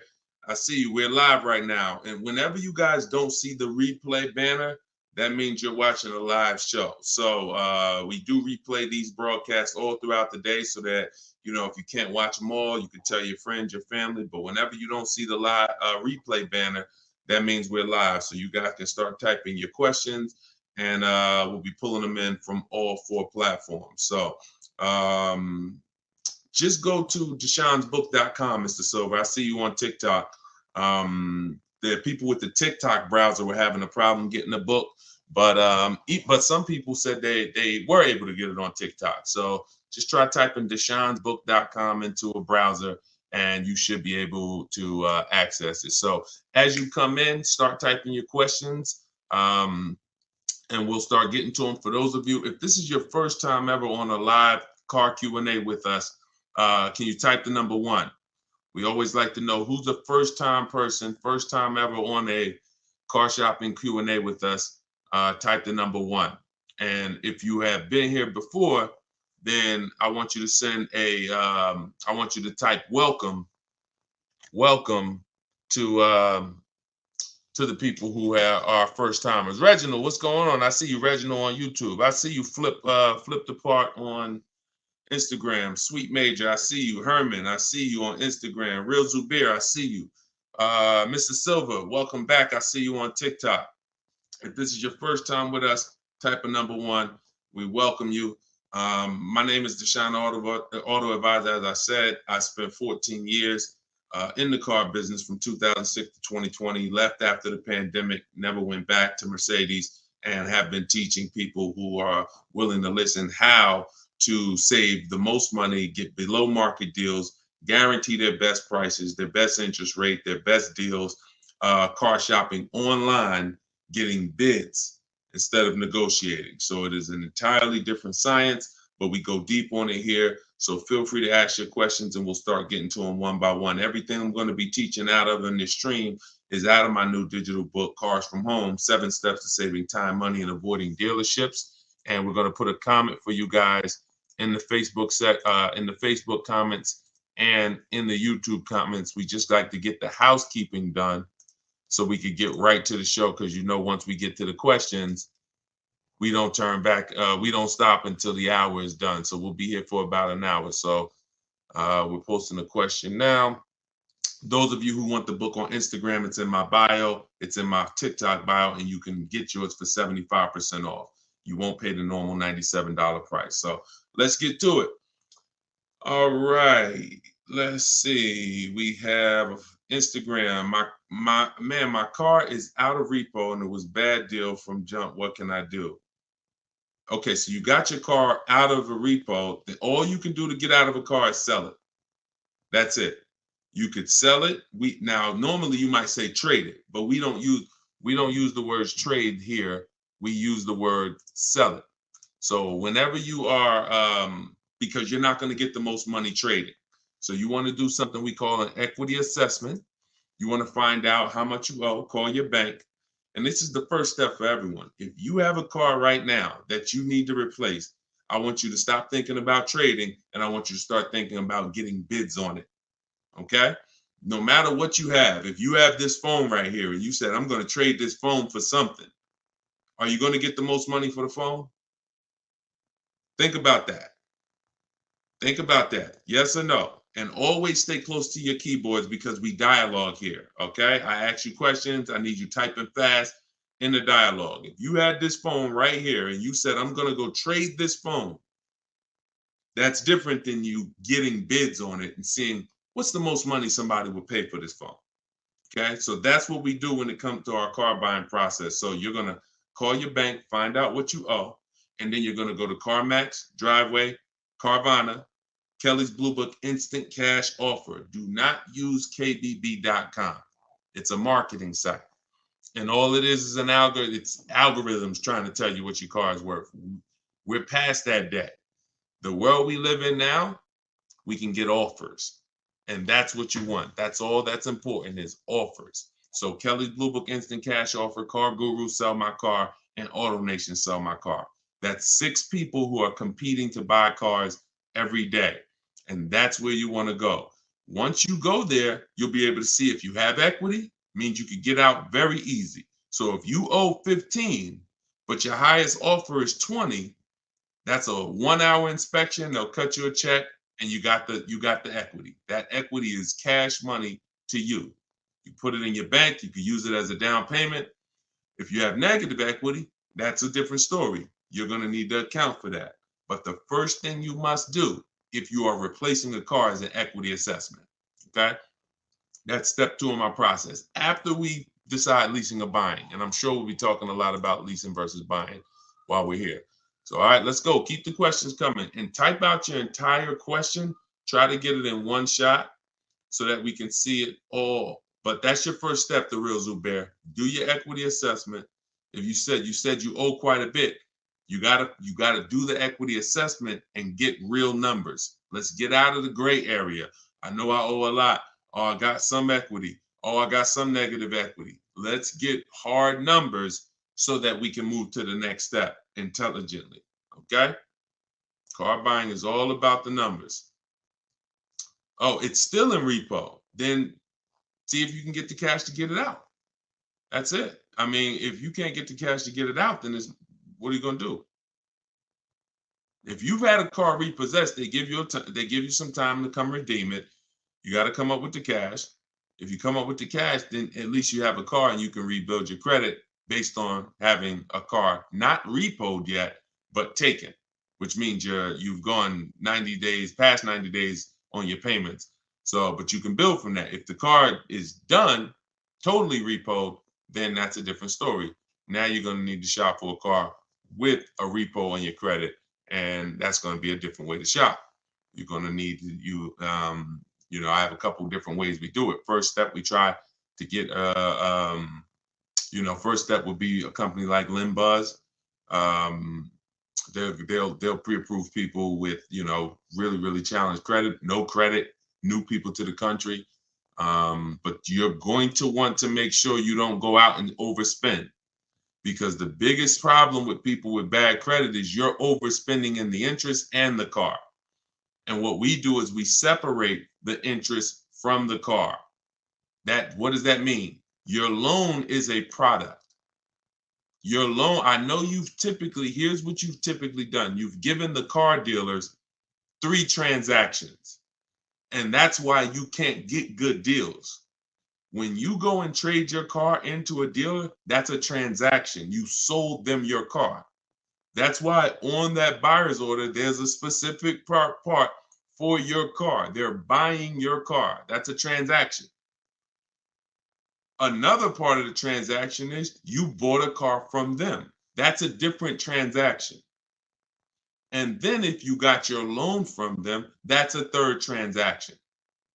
So there's no way to get a good deal when you're giving dealers 3 transactions or 2 transactions and you haven't gotten bids for either. Break this down a little bit more before we go to the next question. There are companies that want to lend you money. They don't sell cars. That means they're willing to compete against other companies that want to lend you money. That means if this company is giving you an 8% interest rate, this one might give you a 7% interest rate, this one might give you a 6.2% interest rate. They're willing to compete. You need to bid that out. You need to bid that out. See, the only way we have price guarantees, what's going on, Trini, man? Good to see you. The only way we get price guarantees is by bidding our business out. So there's companies that only want to buy your car from you. Those are the companies I named like 5 minutes ago during our equity assessment. They don't even sell. They're not interested in selling your car. They like to, but they're also interested, hey, we just want to buy your car. Even if we can't sell you one, we'll buy yours from you. You should be bidding that out. Type $ if you're clear on that. And then when you buy your car, you're bidding that out. So when people with bad credit usually go and don't have a strategy like the one I'm telling you, you're going to go and overpay because you're mixing the loan with the car. You're going to a dealer saying, hey, I like that car, get me approved. So you didn't even get a bid to find out, was that the lowest price car? Because some people think all dealers' prices are the same. They're actually all different. And look, only you know, but I know, I've been doing this long enough to know there are people who've been taught every Nissan dealer is the same price. That's why they'll come home and say, man, Nissan doesn't have good deals right now. No, one Nissan dealer didn't. So you have to, when you're shopping for used cars, you want to be looking at all the inventory to see who has the best price used car. Then you would use a company like LendBuzz, like I mentioned, who approves people with bad credit, no credit, new to the country, because at least you know you got a great price on the car. See, if I'm going to pay 20% interest because I just had a repo, that's between me and my lender. Do we understand? Most times when you have bad credit, it's between you, the dealership, and everyone else in the dealership. They know you have bad credit because you've been there for 10 hours. How'd you get here at 9 a.m. with me? We both walked in the door and I left at 12 and you still sitting in the waiting room hoping they get you approved. Everyone in the dealership knows you have bad credit. That's the way it is when you're mixing the credit and the car and you have bad credit. So what you need to do is be doing what I'm telling you, shopping for your car, finding the best price car, and then trying your best to find a company. You can try LendBuzz, as I said. But if you're overpaying for the car, if you're just walking into a dealership that you like, oh, I like that, and you think you're going to just have a good time getting approved, you got to understand, you could overpay by $3,000-$4,000 for the car itself, and then you're going to pay 20%, and you're just burying yourself. And that's what most people are going to do, unfortunately. That's not what I want you to do. Okay? So we'll talk more about our online shopping system, new car. I'm sure as we go through more questions on the stream, we'll go more deep into our online shopping system. But that I need to give you, if you have bad credit, challenge credit, repo, you need to have an overview of what your plan should look like, and that's what it is. Shout out to the people running the likes up on TikTok. Appreciate y'all. If you could tap the screen every couple minutes, or if you're getting value so far, tap the screen. All right, let's go to, I see you, Uncle Hassan on TikTok. Let's go to you and type your questions, y'all. We're going to try to get to as many as possible. 23 Outback Wilderness, 9,000 miles, certified pre-owned. Should I get a warranty and what would be a good price? Well, you bid out the warranty. Multiple dealers. You call another Subaru finance manager. Hey, I got this 2023 Subaru Outback. I just got it. What could you give me? Can you give me your price on the warranty? You bid that out too. Now, that's the only way to know a good price. See, any question, what would be a good price? Only bids answer that. Now, if you try to answer it your old way, you'll have no price assurance. That means you don't know it's a good price. You're just hoping. And I'm not hoping. Nobody who's learning from me, no one who I show you in these shows, if you're going to do well, you're not going to hope anymore. Hope is not a strategy. I hope I didn't overpay. I hope that was a good price. I hope I got enough for my old car. I hope I got a good interest rate. You understand? That's actually a little buyer's remorse. And we eliminate that. And the way we eliminate it is through bids. So should you get the warranty? Let's talk about that. So here's an extended warranty question. Uncle Hack from TikTok is asking, should he get the extended warranty on this vehicle? So here's what it comes down to. How expensive, how likely is it that things will go wrong with the car, and how expensive are they when they go wrong? Because all an extended warranty is an insurance product. It's an insurance product, which means you could pay $2,000 and not use it. Just like auto insurance, right? We pay for it every month. Sometimes, most times, if God bless us, we don't use it. There's no accidents. There's no reason for us to use it. So with an extended warranty, you're trying to measure your risk and say, okay, what's the likelihood of me using this? And I got to use it enough to get all my money back and more. So if the warranty costs me $2,000, I don't want to just get $2,000 in value back, because if that's the case, I could have just, not paid for the warranty.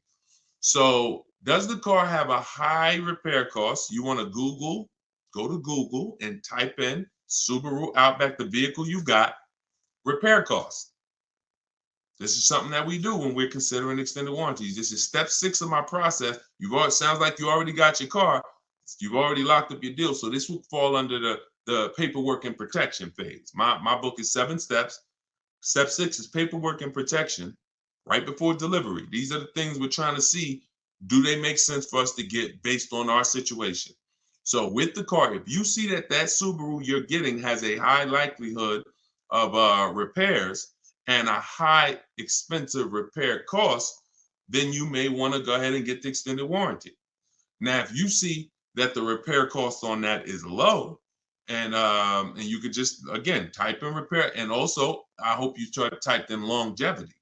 But longevity is something that's above and beyond repair costs, because longevity is when we're looking 100,000 miles, 150,000 miles. What are people saying about these cars? So the repair costs are more over the next 3, 4, 5 years. What is it going to look like? So if you see that this vehicle has higher than normal repair costs, then you may want to go ahead and get the warranty. But if not, then you may want to just keep that $2,000 or whatever you would spend. So, that's all of it. A Mercedes, when people were buying Mercedes from me, I told them buy as much warranty as you could afford, because I knew it's good money.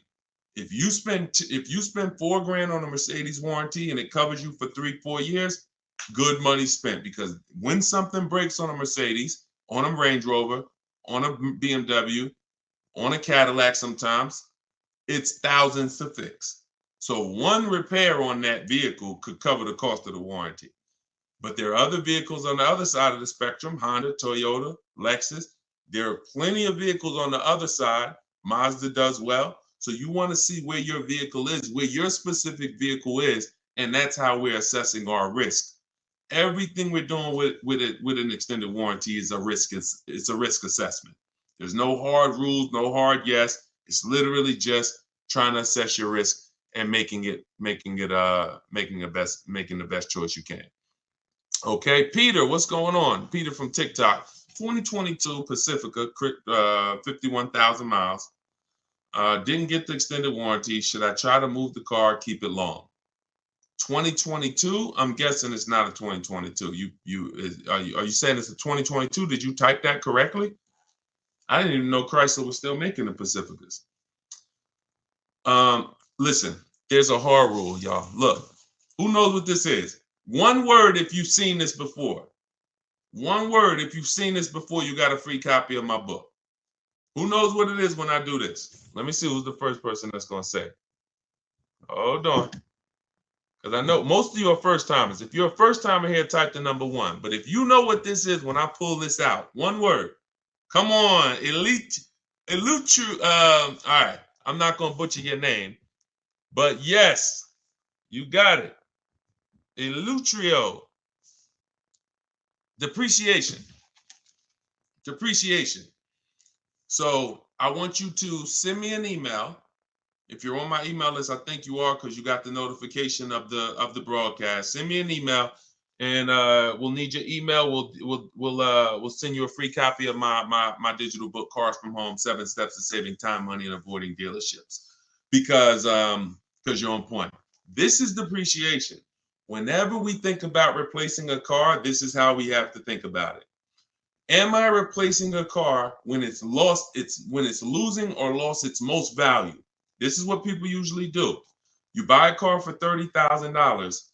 You bring it back the next day, it's worth $24,000, $26,000. You're like, wait, how did I lose that much money in one day? That's what it is. The car's been titled. It's no longer worth what you just paid for it. So, and the more you overpay, the more you lose, because it doesn't change. You could, if you overpay because you don't have any strategy and you end up paying 33, that car's still worth 26. That car's still worth 25, whatever it was going to be. But a year later, you buy a car for 30,000. What's it worth a year later? What's it worth? What if you buy a car right now for 30,000? What's that car worth 1 year later? Average miles. So we're answering Peter's question because he's asking, should he be replacing his car? And then every one of you who are not keeping your cars 8 years, you need to be thinking like this, because I'm about to show you that you're losing a lot of money by not leasing. Thousands of dollars. Okay. I don't think it's worth 10,000, Ken. You buy a car for 30,000, a year later it's probably worth 22 with average miles, 23 with average miles driven. That's the unseen expense. That's depreciation. Goes down like this. So you lose big percentages of your car's value every year in the form of equity. So whatever your car was worth today, a year from now, if you just recently bought it, you're going to lose a large percentage of the value. This is why when people say, and you might have said it, well, I don't lease because I like to drive as much as I want. I don't want to pay for the mile. Well, first of all, you can lease up to like 30,000 miles a year. Second of all, you pay for the miles whether you drive the car or not when you buy it. Well, let's go deep on this. If you park a car outside your house right now and you leave it there for 1 year, never drive it, you come back a year later, it's not worth what it was, right? Right? Right? Right or right? Okay, I want to make sure you're following this, because everyone who hasn't seen this lesson on depreciation, you need to burn this into your brain. It's very simple. It's a high school kid could understand what we're about to go over. So a car that you bought for 30,000 this year is going to be worth 23,000 next year with average miles, and then it's going to be worth 18,000 the next year, and then it's going to be worth 16,000 the third year, and then it's going to be worth 14,000 the fifth year. It's going to keep going down, but there's going to come a point in time where it's no longer losing that much money. Who has a car outside right now? If you've had it for at least 8 years, tell me how many years you've had it outside right now. Type the number of years, not if you've had it for at least 8 years. Because I want to let Peter know that if he's not keeping his car for at least 8 years, he should be leasing. He should be shopping for great lease deals, not great purchase deals. And there's no way for you to get a great deal if you purchase when you should have leased. It's no way. And I'm going to show you that too. Okay, so tell me, let me know. Let me see. How many years have you had the car outside? So Al, I see you've had it for 14 years. Who's had let me know who's had a car outside. Tell me the number of years. Greg, I see you 5 years. Shakita, I said more than 10. Gigi Sweet Treats, I see you on Instagram, 9 years. Jose, 20 years. Okay, Jose on TikTok with the 20-year car outside. Helen, 10 years. Sprice on Instagram, 12 years. Okay, this is what you got to understand. All these people that you're hearing answer, if you are like not an 8-year, 10-year, 12-year, 20-year person, they're not like this with their depreciation anymore. They're like this. What does that mean? The same amount their car is worth today, a year from now, it's going to be worth about that. If their car is worth 7,000 today, it's going to be worth probably 6,500 a year from now, 6,600, 6,700. This is the only benefit of purchasing compared to shopping for great lease deals. So if what you're doing, you heard me 3 minutes ago talk about the money you're losing when you buy these cars in the short term, 10,000. You're losing thousands, 5,000 this year, 3,000 this year, 20. So if you replace the car in that cycle, you've just lost tons of money, because you're literally replacing the car in the biggest depreciation phase. And I always say cash buyers never do this. The only people that do this, unfortunately, are people with a monthly payment. Because what you're doing is you haven't clearly saw, see, what I'm showing you is the value of the asset, the value of the car. The value of the car isn't your loan. The amount you pay for it isn't your loan. That isn't the value of the asset. The asset is what's losing value every year. That's why some of you, when you high mileage drivers, if you're a high mileage driver, type HM. If you're a high mileage driver, type HM. You'll see that the asset loses. Your loan, you get a regular loan, but here's what you're doing. Because you're driving so much, you're destroying the asset's value. Instead of you losing three grand like the average driver, you put 20,000 miles on your car, you lose 6 grand. Then you lose 6 grand. Then you lose 3 grand. So your car is worthless because you're the asset, but the loan is the same. The loan may be the same as a regular person. So you have to distinguish this. This is what you should be thinking about. And in the 2 year, anytime you get into the mood of replacing a car in 2 years or 3 years or 4 years or 5 years or 6, this is what you should be thinking about. I'm replacing my car. Some people will pay off their car, take a 6-year loan, pay off their car, and then go trade the car in and do it again with another car. Soon as they pay off the car, just go get another 6-year loan, pay it off, replace it. Just vicious cycle of money being thrown away. So you saw the first way to avoid that depreciation cycle. I just laid out with long-term ownership. You saw the people, 8 years, 10 years, Jose, 20 years on TikTok. This is all long-term ownership, avoiding depreciation. Here's the other way. Great lease deals. Not average lease deals, not commercials that you see saying, hey, come lease this car, $400 a month with 4 grand down plus tax and fee. No, great lease deals. Great lease deals look like this. Great lease deals are never advertised. This is Danielle. Look, Audi A3, got bids, $44,000 vehicle, $550 a month. No money out of pocket. $44,000 vehicle. Now, some of you know every $5,000 on a loan is about how much per month. I'm talking to the people that's been here, but some of you might have saw it in my social media videos too.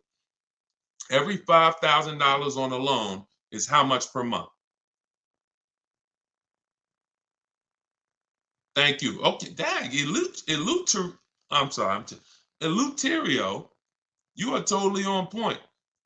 It's $100 on a 5-year loan.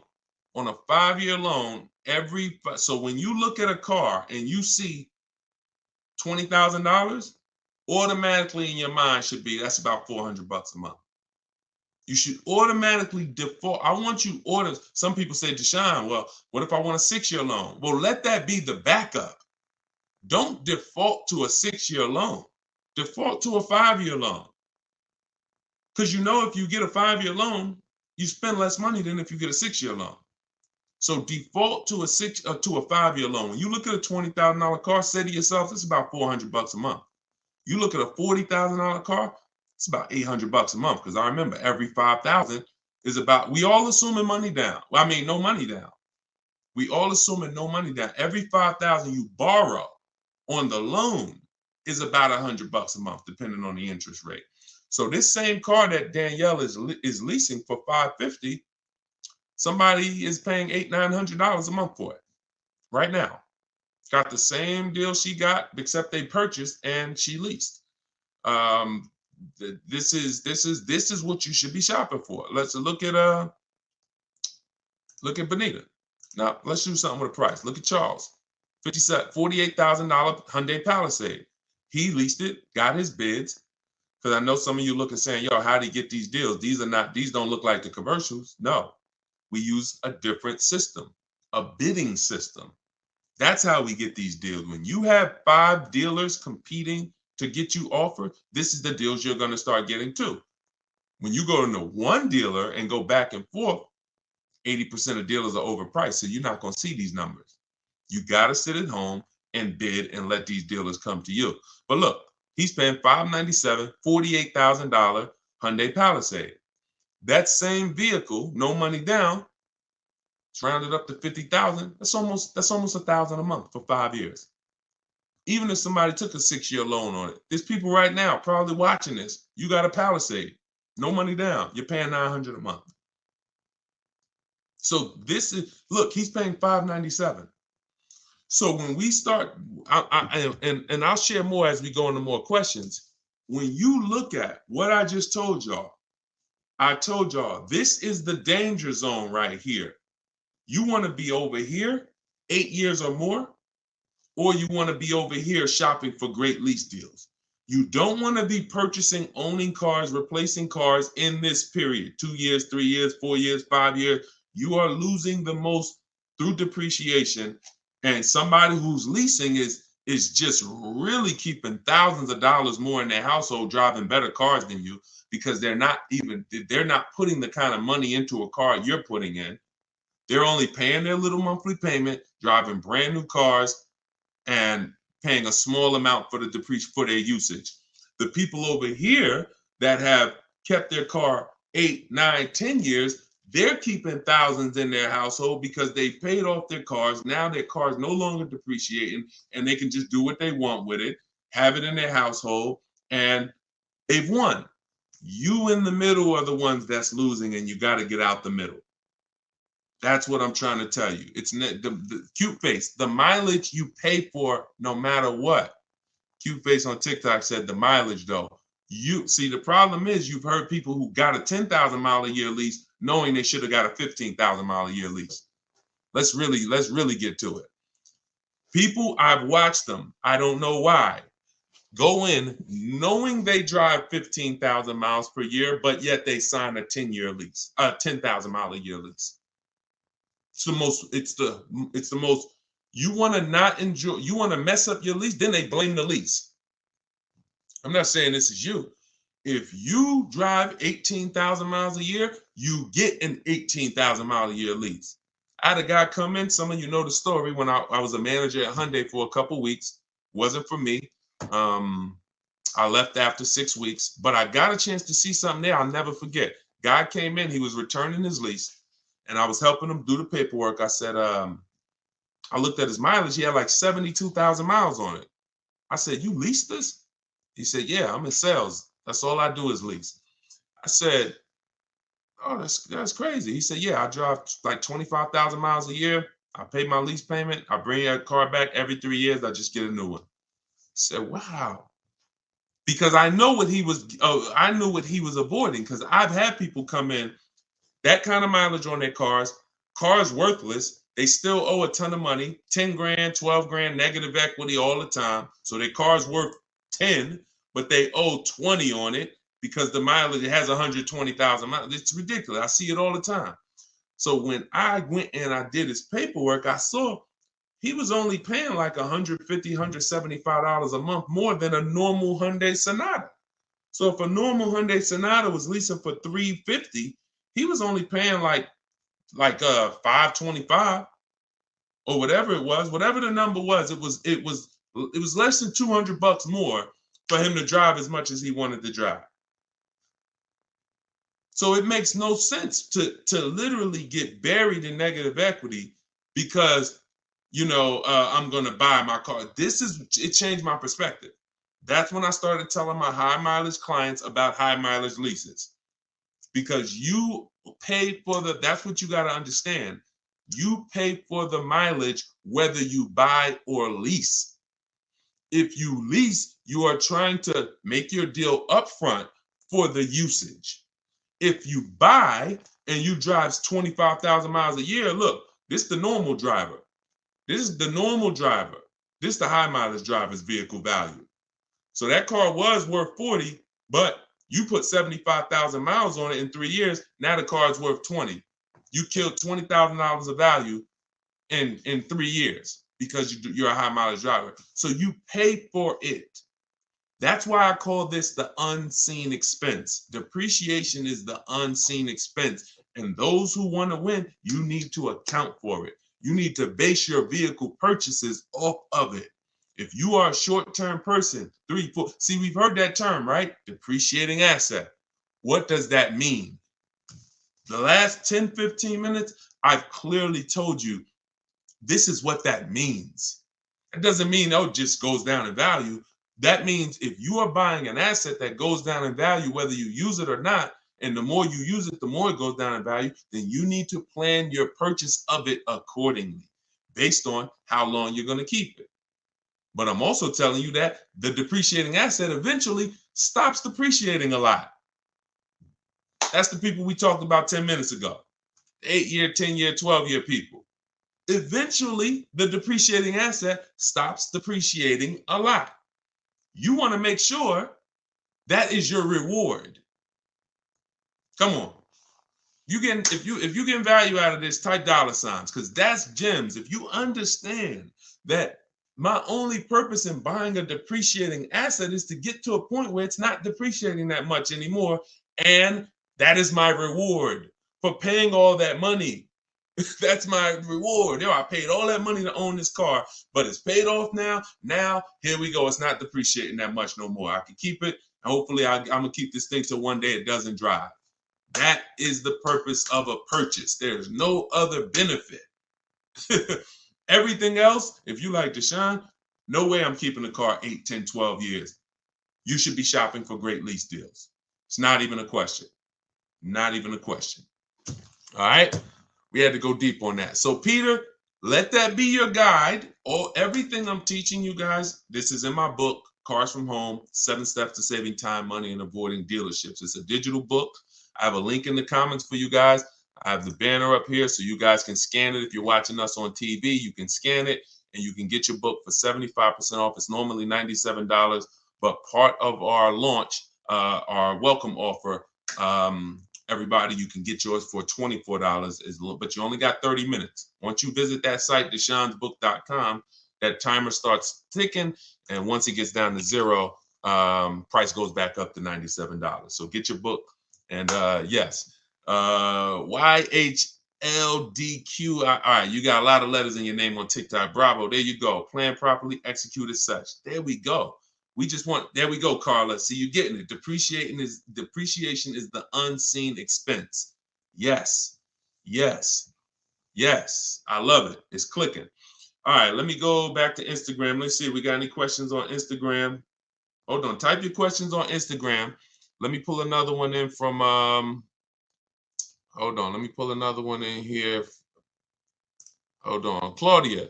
I bought your book. When calculating offers on your calculator, do you put the initial MSRP or the MSRP with the added fees and the cost? Always the MSRP. Always the real MSRP. I don't care if a dealer has added costs. When we're comparing offers, we are only comparing because every dealer doesn't have those fees. So you're trying to gauge value. So always use the real MSRP. And y'all know that I share this a lot on the show lately, just so you guys know, because it can be confusing. Whenever you see the MSRP on a window sticker, if you're shopping your lease deals the way we teach you to shop them, this is the total MSRP right here. It's the total MSRP right there. If they have a little addendum over here with some added numbers to it, that's not what we're using to calculate when we divide our monthly payments into the MSRP, and that's how we get the 1% lease deals, or because everything we use to calculate great lease deals is based off of the 1% lease deal rule, which has been around probably longer than all of us. The 1% lease deal rule said if your lease payment was 1% of the MSRP with no money down, 12,000 miles per year, you got a steal. So everything we do from that is gauging, 1% and under is a steal. Between 1% and 1.5% is a deal. And above 1.5%, we don't take those. It's too high. You're paying too much money for a car you're giving back. But we don't go in. We don't go in saying, hey, get me under 1.5%. We get bids, because all these people that you see, Danielle got a 1.2% lease.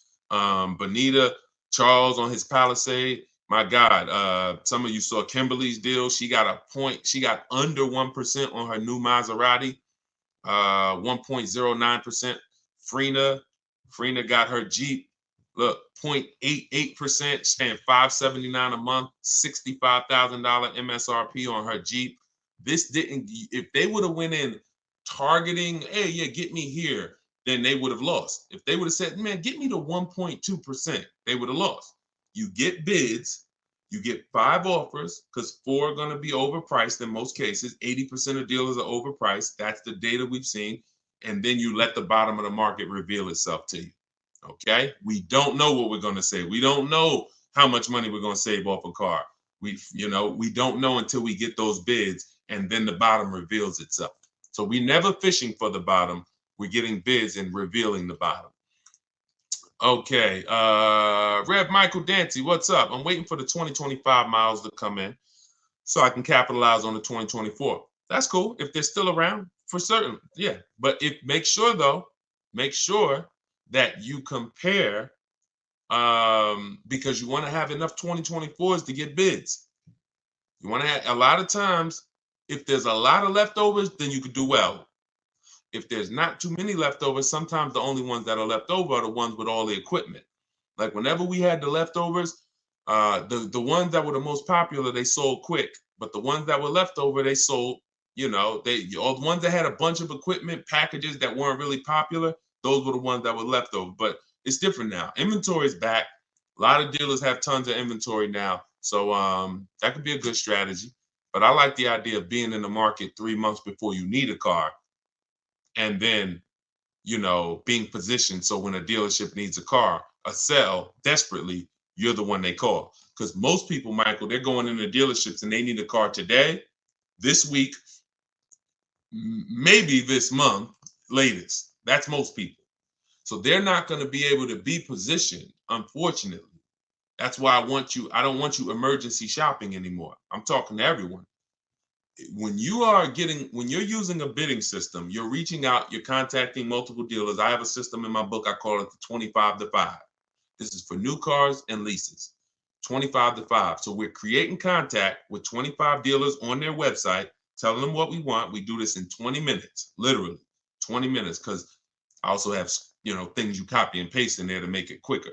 But once you do this, now what you're doing is you're seeing who has a car, and then you're sending a template to request a quote, and then we say out of 25 dealers, we're going to get 5 quotes, at least 5 to 7. If we don't like those quotes, we've already told them in our initial email when our deadline is.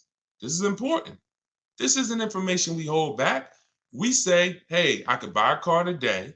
Whenever we reach out, we always say, this is built into my template. This is something you want to say.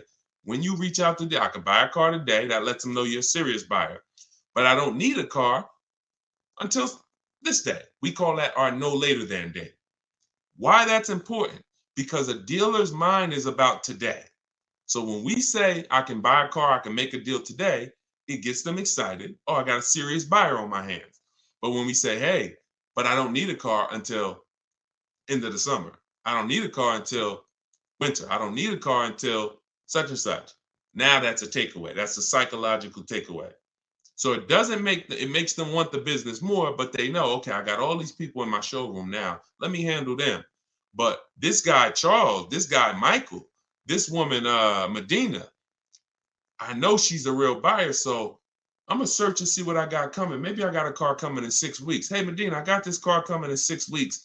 It'll be here by the end of next month. Are you open to that if I were? Absolutely. So you have more inventory to shop from than a person today. So if you have a car and you need a car this week, understandable. I have the best bidding system in the world. My book will walk you through it step by step to get below market deals quickly.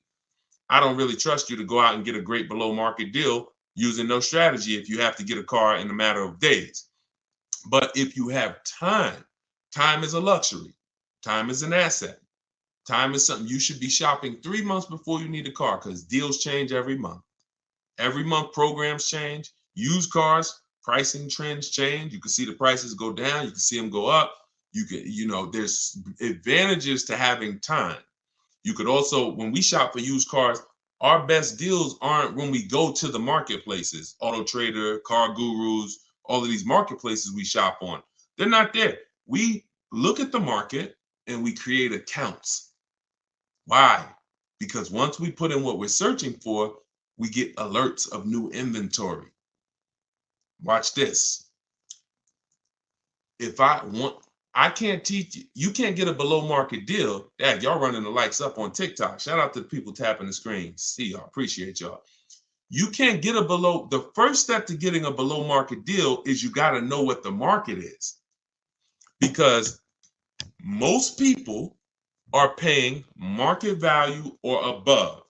That's a $3,000 to $5,000 price increase. $3,000 to $5,000 from average market value to above market value. That's what most people are paying with no strategy. Because if everyone was getting below market deals, they wouldn't be below market deals. They'd be average deals. So now the people with strategy that I'm teaching you, the stuff that you're learning, you need to see those above market offers so that you know you're paying below market. Okay?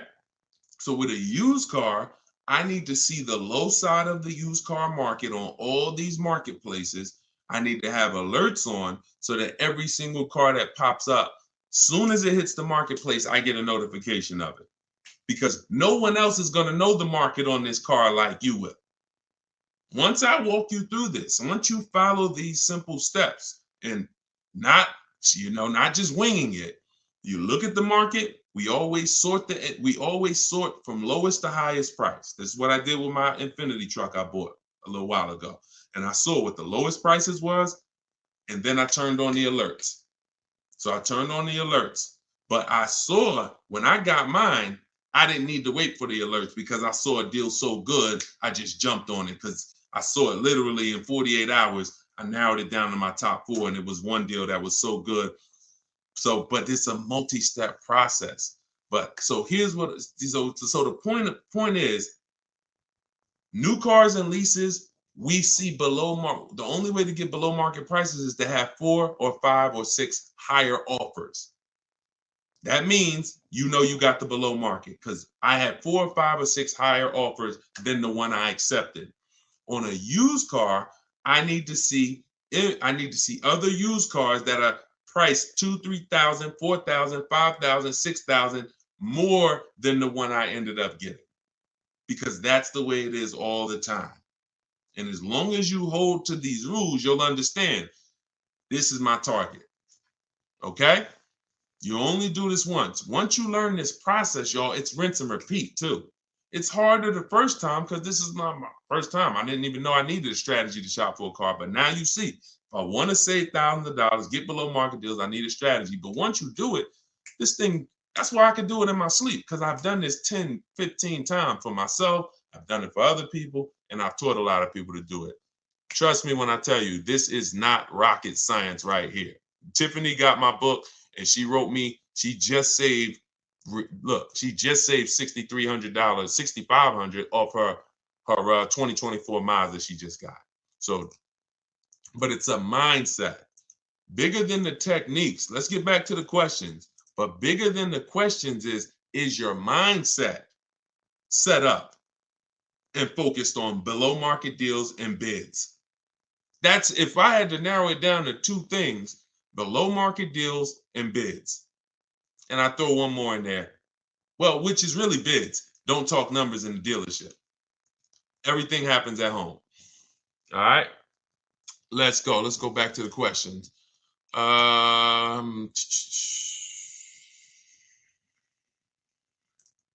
right. Queens Medina says, so it's not a whole lot of Mazda dealerships in the area for competition. Go wider.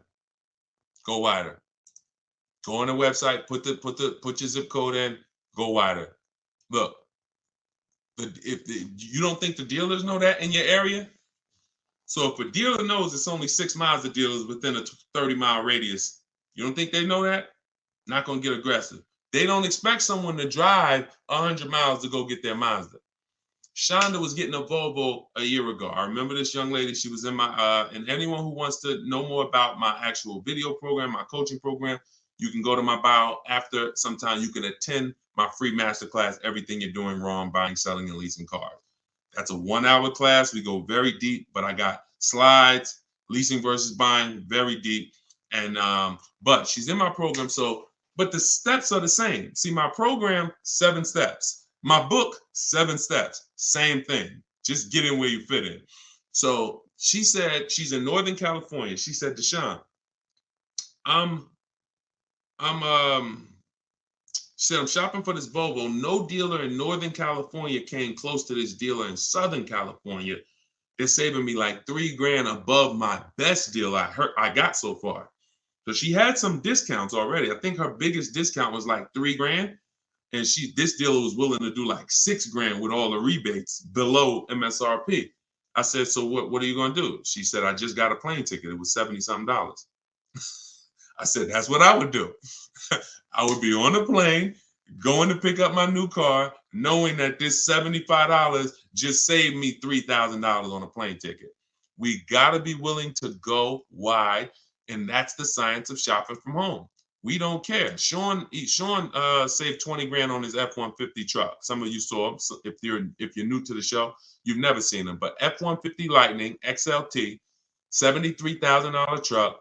He saved, 15.5 plus 49, a little over $20,000, $20,500. But one thing he said, which is important, I said, is this the best offer? Because listen, I didn't know. Could have been more. We could have got more. I said, I haven't seen the other offers yet, but I'm assuming you got at least 5. You're saving over $20,000 on this with the discount and rebate. But the only way to know that this is the best deal is to compare to the other offers. Is this the lowest? If so, slam dunk. He said, guess I could have put a little more info. Yes, I got about 15 quotes. Couldn't find anything under MSRP. Follow me. He said, I expanded my search to 150 miles outside my area to find this deal. I'm going to another state to pick this up, which is something I never would have thought of before. You think he cares about shopping cross state lines anymore? You think you get what I'm saying? So it's a program way to shop that makes the dealers money. And in order for you to save all the money, you now have to step out of that program and let everybody else run that old way. Let everybody else go in and go back and forth with one dealer and think they won. Let everybody else do that. You are going to break away from that, and you're going to sit at your house, and you're going to use a computer or phone, and you're going to have these dealers bidding, and you're going to see the most money you've ever saved in your life, and you're going to have price assurance, guarantees. I always say, if I ask you when you get your car, hey, bet me $500 I can't get a better price than you just got right now. Most of you would say no, but Sean would say, man, bet me. Let's go. If you find a truck more than what I just got, anyone who's using a bid, when you get your bids and that's the deal you accept, Tiffany, when she just got her Mazda, she got bids. If I was to bet her, she said, yeah, I'll take that bet. Because I know I saw a lot of offers. I know I did 25 dealers. I know you ain't going to find something better than what I got. And that's what I like. That's what I want for you. Okay? So forget about your area, Queen Medina. Just bought your book. Awesome. True Southern Girl on YouTube. Enjoy it. Use it. And everybody do like what Tiffany did. When you get your deals, write me, email me, so that we can bring them onto the show. Okay? I don't know why my live just ended on TikTok. Hold on. Why did my live just end out of nowhere on TikTok? Hold on. Let's get TikTok back. Technology sometimes. All right. That's coming back. So, all right, let's go to Instagram for a question. Let's see. Are y'all typing questions on Instagram? I see a lot of people, but I don't see a lot of questions. No. All right, let's go back to YouTube. Instagram. Type your questions. I don't see your questions here. So, I'm looking at Elite Travels. I'm looking at. Why is it saying my internet connection? Okay. All right, we're gonna let TikTok do what it's doing right now. I'm looking at a Lexus IS 350, fully loaded, monthly payment $710, 0 down, car worth $51,000. You don't know if you can't tell me that dealer you are buying from beat at least 5 other dealers. Hold on.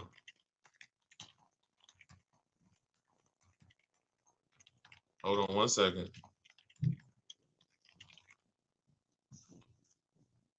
Okay, let's get back here.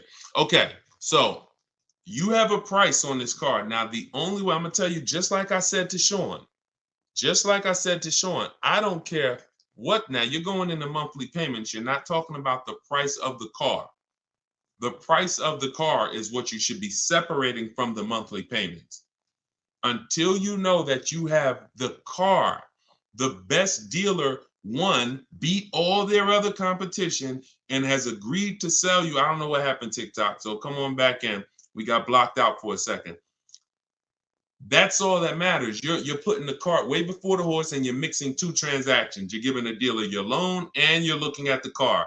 If you didn't bid these two things out, there's no way for you to get a good deal.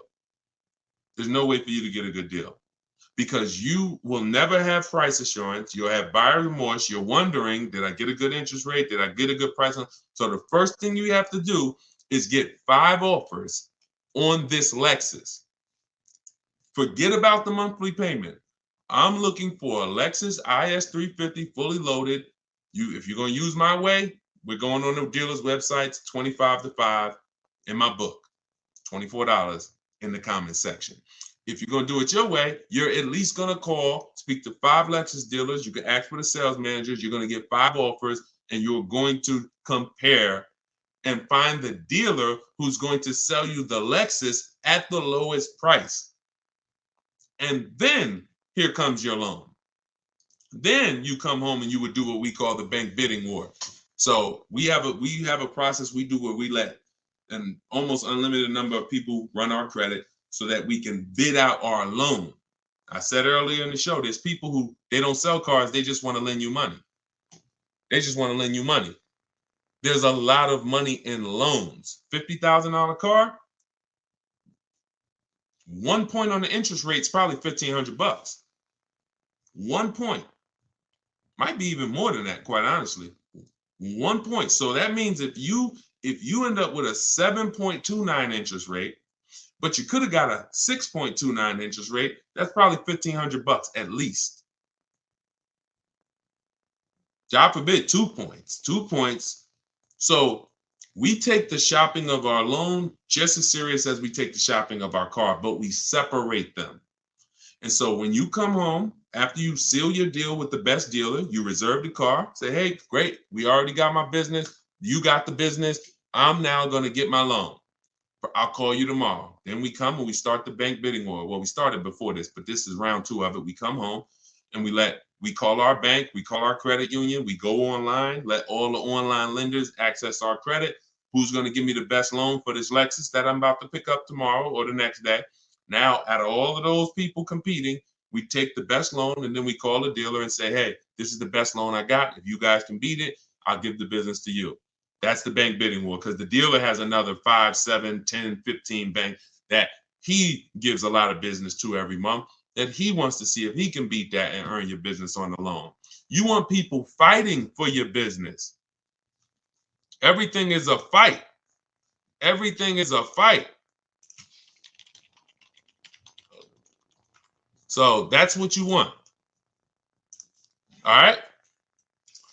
There you go. It's the biggest thing. I used to call these the 3 pillars of great car deals. Who you buy your car from, who you buy your car from, who you get your loan from, who you sell your old car to.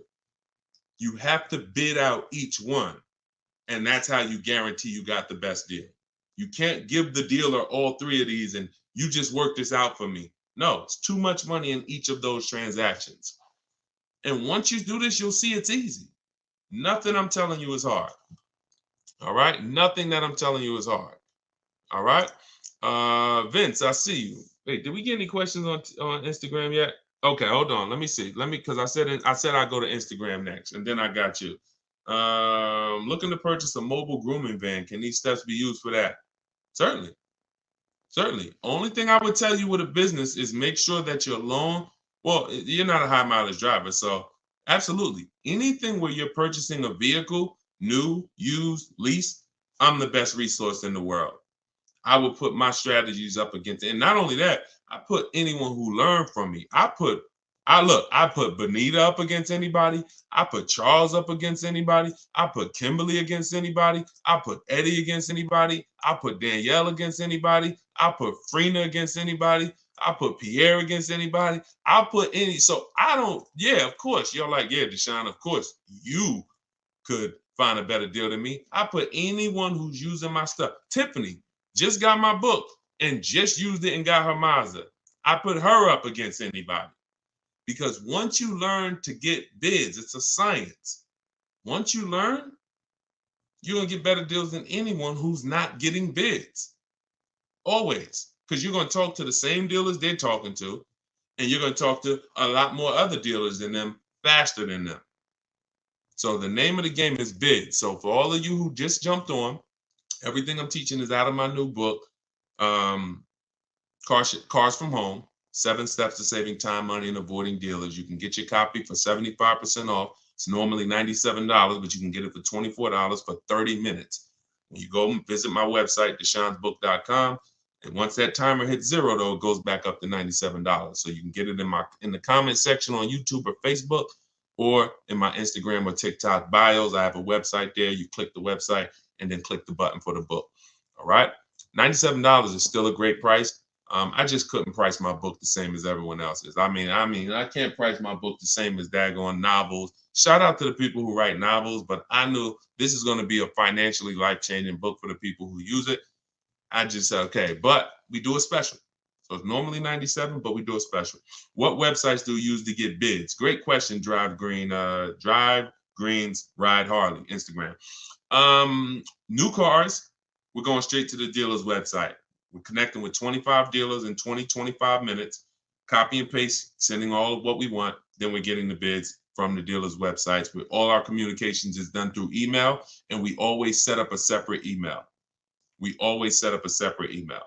never mix personal email, business email with cars, because we're talking to too many dealers at once, keeping our conversations organized. We cannot do it mixing personal and emails. We also get a Google Voice, so that we don't have to take phone calls, because there's no talking in our system to car salesmen. There's no talking. So there's no reason for us to be on the phone with a car salesman talking numbers. We don't do it. So those of you who like Deshone, I like that. I don't like to talk. I don't want to talk to car salesmen. You're going to love this. All right. So if you're watching us on TV, you can scan that QR code to get your book as well. On a used car, though, we are on the marketplaces. See, my used car strategy is called the multiple marketplace strategy. It's different than our new car strategy. The multiple marketplace strategy is for is when you're going everywhere used cars are. You're going to cars.com, Carfax, Auto Trader, Car Gurus, Driveway, Carvana, CarMax, eBay Motors. And then we're narrowing down from there. I spoke a little bit about that earlier in the stream. So it's 2 totally different systems, 2 totally different shopping strategies. All right. And let's pull that in. Hi, is Limbuzz to credit acceptance? No, Limbuzz is not credit acceptance. I don't believe they are. I think Limbuzz is a startup. They recently started that company a couple of years ago. Vince, I have a 2013 Volkswagen Jetta. Oh, it's 6,000 negative equity, low credit score. Can I sell it and get a new truck? First thing you want to do is the equity assessment, because I don't know where you're coming up with that 6,000 negative equity number. There's only 3 ways to get out of negative. There's only 3 things you can do for all of you who have negative equity. 3 things. And most of you should be transitioning to a lease, because the cause of your negative equity is not leasing, but trading in cars. Look. When you trade in your cars or replace your cars in this cycle while you still have a loan, that's the formula for negative equity. Because you lost so much value, but your loan your loan's still moving like this, creeping. But your car's value drops like a rock. So 3 things you can do with negative equity. You can either get the bids, call your bank, get your payoff. Then you're going to get the bids from the highest bidders. Kelly's Blue Book, Instant Cash Offer, CarMax, Driveway, Carvana, AutoNation, Sell My Car, and Car Guru Sell My Car. 6 bids, 3 from local dealers and 3 from online car buyers. That's done in like 20 minutes. That's our equity assessment process. See, we're bidding out to see the most money someone will pay for our car. We're not going to a website, putting in 3 things and, oh, your car's worth $30,000. That means 0. It's trash. We are going through these 5-minute appraisals, telling them about our car, and then getting offers. Then we see where our negative equity is. Now, whatever your negative equity there is, that's the smallest amount you're going to have. I would pay the difference. If I had the cash, that is what I would be doing, paying the difference. Because when you can't pay the difference, you must now trade. This is the only time we trade. The only time we trade a car is when we have negative equity, because we need the dealer who we buy the car from to wrap our negative equity into our new deal. So that's the only time. So if we can't pay the difference after we do the equity assessment, now we're going to now look for our new car. Let's put our old car on hold. I saw my equity, negative equity. I can't pay the difference. Now I'm going to move in to shopping for my replacement car. Once you get your bids, now you look up and you say, okay, this is the dealer that's going to sell me the new car for the lowest price. Now, once you find that, now you're bringing your car over and you're asking them, hey, what could you guys pay me for this? I'm going to add this car to the deal, or have them look at the car, because now don't expect them. You're going to have a higher amount of negative equity, because they're not going to be able to beat the highest offer. If CarMax was the highest offer, they were paying you 20 grand. The dealer who wins your business is not going to pay you 20 grand. It's not worth that to them. They might give you 17. They might give you 18. So don't say, oh, well, CarMax was going to give me this. That's why I told you step 1 is to pay the difference, because those are the highest offers we're going to get. Then if you can't, you bring your car over. But if you have too much negative equity, you're going to have to, you can't do that deal. You can't slap 10 grand of negative equity on a $30,000 car. The bank won't approve it. It's something called loan to value ratios. So when the bank sees, okay, this car is worth $30,000 they're buying, but they're asking us to lend them $40,000. Why? We're not going to do that. You can have a 900 credit score. That's why I call negative equity the bad credit for people with good credit. Because too much negative equity, you'll leave with no car. The bank can't do it unless you put money down. These are also the only scenarios where you must put money down. You can't do a no money down deal, because they're telling you the bank won't approve all of that. So in order for you to get this approval, you got to come up with like 3 grand, because you have too much negative equity. But you still need to bid out who you're getting the car from, because if you bid out, now pay attention here, it's very important. When you get bids on who you're getting the car from, you never know if that car has rebates on it. You never know if you're going to get how much of a below market deal you're going to get. And the more below market deals you get, the more room you have to bring negative equity over.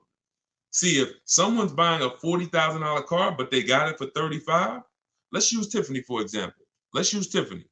This is a perfect example, and I've never done this before, but I'm glad. So Tiffany bought a $44,000 vehicle. She got it for $65,000.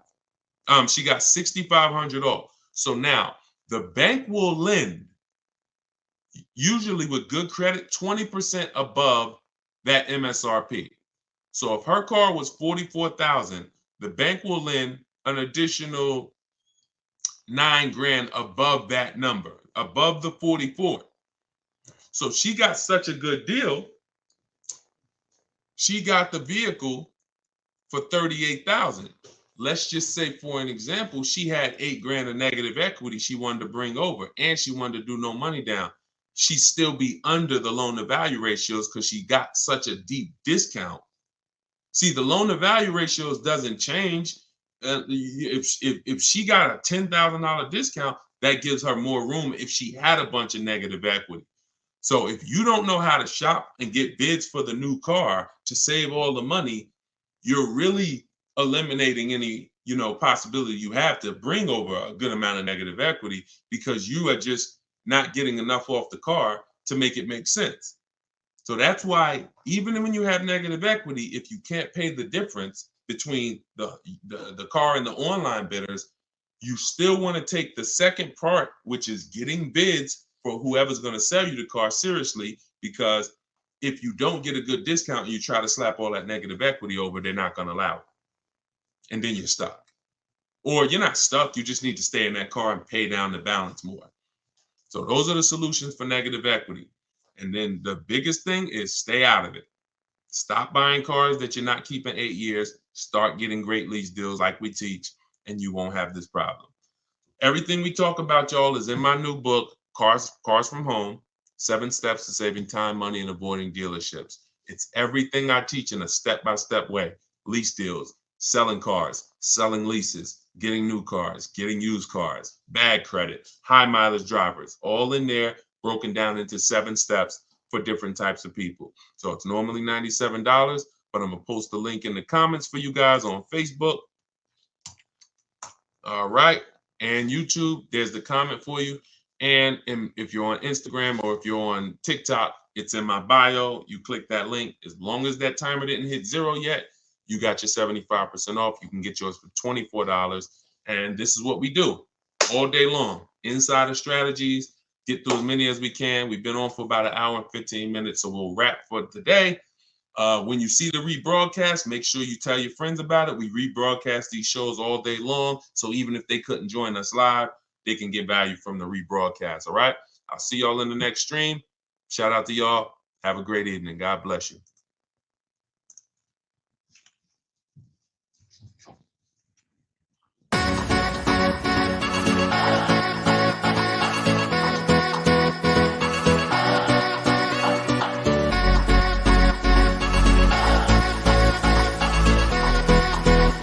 The worst possible thing you could say when you walk into a car dealership. I spent 5 years with Mercedes-Benz, 5 with General Motors, and the worst thing a person could say when they walk in is, if you could just get me to this payment, we got a deal.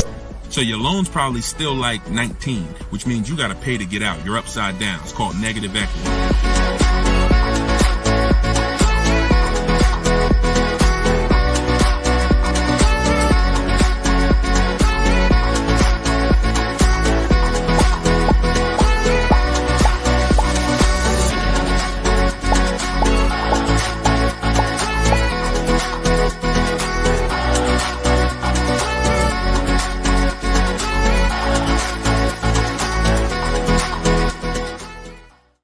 Welcome everybody to Car Shopping Questions and Answers special live show. We are live. This isn't a rebroadcast. If you don't see the banner, we're doing a special early morning live right now. So you know you may or may not know we rebroadcast these shows throughout the day. I'm your host Deshone, publicly known as Deshone the Auto Advisor.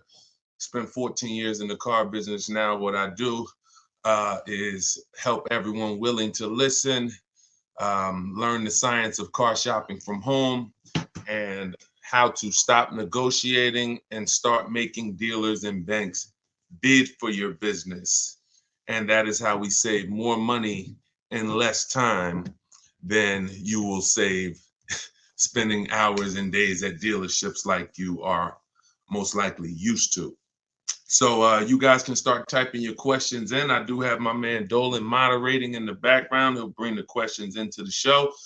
I always like to do a little housekeeping. I'm the author of the new digital book, Cars from Home, 7 Steps to Saving Time, Money, and Avoiding Dealerships. We are currently rated at 4.94 stars. Actually, right now, I got to do another screenshot. We got 35 ratings and 28 reviews. So thank you to everyone who's reviewed the book on Goodreads. And you can get your copy for 75% off during the show in my TikTok bio or my Instagram bio for 30 minutes. Okay, it's normally $97. We also have a comment in the Facebook and YouTube section, in the comment section. And we're going to put a banner up. Dolan, can you throw that banner up for those who may be watching us on TV so they can scan it? You can just scan that QR code with your mobile phone. I've also done a free masterclass called Everything You're Doing Wrong, Buying, Selling, and Leasing Cars. It's a 1-hour masterclass where I go deep on 23 mistakes that most of you are making because the car business has programmed you to make them. and how you can stop doing that. You can also attend that masterclass for free in my bio, but you will need a good hour to lock in. So with that being said, let's get it done. Let's get these questions coming in. Hey, what's up? What's up, Tuesday, child? Shout out to the people sharing on TikTok. Y'all already running the likes up on TikTok. Shout out to y'all. Shout out to everybody tapping the screen. And let me get Instagram up. I like to see Instagram up too. There we go. All right. I see you, Jake Neer. I just tore your name up. Forgive me. We're going to bring that question in. Dolan, we just got somebody on Instagram. So whenever you get yep. All right. I see we're good. Hold on. Let me turn that down.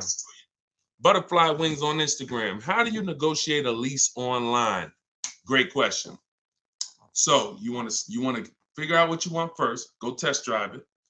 I always say with a lease, you want 3 options, because using what I'm about to tell you, you're going to get great prices. You'll get below market prices, but it doesn't mean the lease program's good. The only way the lease program's good is if all of the offers you get, if the best one comes at least below 1.5. Now, depending on what car you're looking at, the best offer you get might come at 1.3, might come at 1.1, might come under 1%, but you must get at least 5 offers, because 80% of dealers are overpriced. So you're going to figure out what you want. Then you're going to go to the dealer's websites. I mean, if you're going to do it my way is using the dealer's websites, because I don't like to use any third-party sites where they're selling our information. So we're going to go direct to the dealer's websites. Then we're going to tell them what we want online.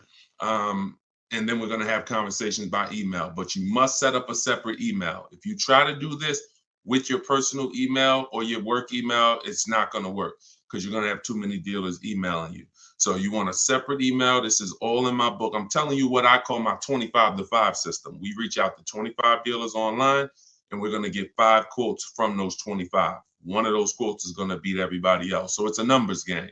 So reaching out to dealers online, telling them what you want, having the conversations. Now, if you're not going to get my book, which is $24 in the comment section or in my bio, as long as you get there with this 75% off, then you might do it manually. You might call and get these offers. You might call, ask for a manager. I don't talk to salespeople. So anything I'm ever teaching you to do is going to be to avoid salespeople. That's why we're avoiding dealerships altogether, but especially salespeople, because you don't know who you're going to get.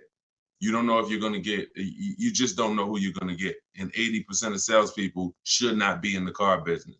So that's why we're never going to talk to salespeople to try to get our offers. We're either going to deal with managers, or you're going to do it my way, which you're not even talking. You're using my scripts, because I wrote the templates that you use. You fill in what you want, send it out to the dealers. Then when they come back, you got to expect this, y'all. You got to expect that dealers 80% are not going to make it easy. They're going to try to have a conversation with you, even by email, to get you on their terms, to get you on the phone, to get you to, hey, can I get your address? Hey, can we have a quick conversation? Hey, when can you come in? That's why I wrote scripts for everything you copy and paste to them. Like when they say, yo, can I get you on the phone? Hey, I'm going to be handling all my purchase online, and then you ask a question, because there's phases to what we're doing when we're communicating online. There's phases. First thing we're trying to do is see who has a car. There's no point in us talking to a dealer that doesn't even have a car we're interested in. That's why the first thing we're doing when we contact them is letting them know, this is what I'm looking for. These are my options. I'll do a blue, gray, or silver one. These are the packages I'm looking for. That's the first thing. We're letting them know what we're looking for. We're letting them know our deadlines. So if you don't have a car, we're not even talking and moving to the next step. So the first conversation, the first set of scripts that I wrote is to verify who even has a car. Then once we verify who has a car, let's say we connect with 25 dealers online like we do, then you're going to come down and say, all right, and this is the only bad part I'm telling you about calling around. Because if you talk to managers, you don't know who has a car. So that's the first thing. Before you request a quote, get a price, you must verify, do these people even have a car that matches something that I would consider? So once you verify that, now it's time to request the offer. And our goal is to get at least 5 offers, 5 to 7, because 80% of dealers are going to be overpriced. And you need to reveal that to yourself. When you start seeing these offers, how am I looking at the same car? One person is $20,000, another person 23,000, another person 25,000. That's the way it works. You know, Tuesday Shout, this information is priceless. I appreciate you. That's what we do. And we only do it for the people who are locked in. A couple of you are locked in, and that's who you are, who I'm here for. So so that's what you want. You could either do it manually or you could do it my way using emails. It's up to you. But I didn't want you talking, because I know the more you talk, the more you're going to mess up the deal. No offense, I wouldn't talk. I'm a great negotiator. I wouldn't talk. The more I talk, the more I'm messing up the deal. The more I give up. We don't want to be in a verbal battle. Because again, we're not negotiating traditionally anymore. We're not doing what's called one-to-one negotiations, where you're sitting down with one person looking to get a deal. We're doing what's called one-to-many negotiations, which is how you save the most money, because when other people know you are shopping multiple offers, they're kind of negotiating against each other versus negotiating with just you. So, all right, that's how you got to do it if you want to do it quick and save all the money. Okay, go ahead, Dolan, shoot the next one in. We are live. I know y'all are not used to seeing us live this time. Whenever you don't see the banner above me that tells you the times we're live, that means we're live. So we're just doing a special early morning here on the East Coast live. But you know, we do broadcast these shows throughout the day, so you can be seeing this at any time. And we found that a lot of people get value out of the live show or the rebroadcast, because the people who are live with us are actually asking the same questions that people would be asking, you know, whether they're watching the rebroadcast. Okay, okay, this is from Instagram. My lease is ending in October. I received a text from my dealer that they have great deals available. Absolutely. Should I even explore those offers at this point or wait until my lease ends? That's a great question. Would you ever get a text that said, we have bad deals right now? No, right? The only text you're going to look, who's getting calls right now from dealers, just so we can let this young man or I can't tell by your name, just so we can let this person know that it's not just them. Who's getting texts, emails, phone calls right now? We have great deals right now from the dealer who sold them their car. Type me if you are getting those calls or texts. All right. Look. Look, on all the platforms, we got people typing me. So you understand, it's not just you. These are automated things. Even when they call you and say, hey, look, look, everybody. Even when they call you and say, hey, your 2019 Subaru Impreza, that red one you got. Matter of fact, you could have the most one-off color. You know that lime green Subaru Impreza you got? I got somebody looking for that exact car. This is all automated stuff. This is all templates. That's the reason why we use templates. That's the reason why I want you to use templates. The templates in my book. You know, because this is copy and paste. Hey, Jim, the deals are great right now. Hey, Jane, we could get you out of your lease early. You know, if we could just have a short conversation. So before you even think about anything, I need you to never fall for that. Never think this is an isolated thing for me. This is a template that goes out to thousands of people, and my name and information is filled in, even when you get letters to your house. So now we don't want to emotionally react to anything when it comes to car dealer marketing, because it works very well. It works on the public very well. That's why the showrooms are packed at the end of the month, at the end of the year. That's why it's marketing. It has nothing to do with getting great deals. Now, what you should be doing is controlling your deal. First thing you're going to do is decide whether you're leasing or buying again. If you're not buying your car to keep it 8 years to beat depreciation, then you should not be buying. You should be leasing. So if you're already in a lease and things haven't changed, like me and my wife, we went from leasing. We leased our last five cars. And then, you know, I noticed my wife kept getting the same color vehicle. I said, look, do you really want a new vehicle every couple of years? She said, I could keep a vehicle 8 years. So we ended up buying something. So once we decide we're long-term, we're going to beat depreciation, that's the purchase route. Now, if we're not, we're leasing. So once we are shopping for, once we decide that's step one in my process. See, I want you guys to get familiar with shopping with a process versus just winging it. Step one is leasing versus buying, because if that's the foundation of your car deals, if you structure your deal incorrectly and you purchase what you should have leased, there's no way for you to get a great deal. You're going to overspend by thousands of dollars. Doesn't matter. Okay? Doesn't matter. So now, once we move past that, we need to do an equity assessment. We need to see, can I get out of this lease early, or am I going to wait until the end? That's the simple answer you're looking for. Now, there's three types of equity assessments. There's equity assessments for people who have leases that they need to see if there's any money in them. There's equity assessments for people who have vehicles they own or finance. And then there's equity assessments for people who have third-party restrictions on their leases. There's three different routes depending on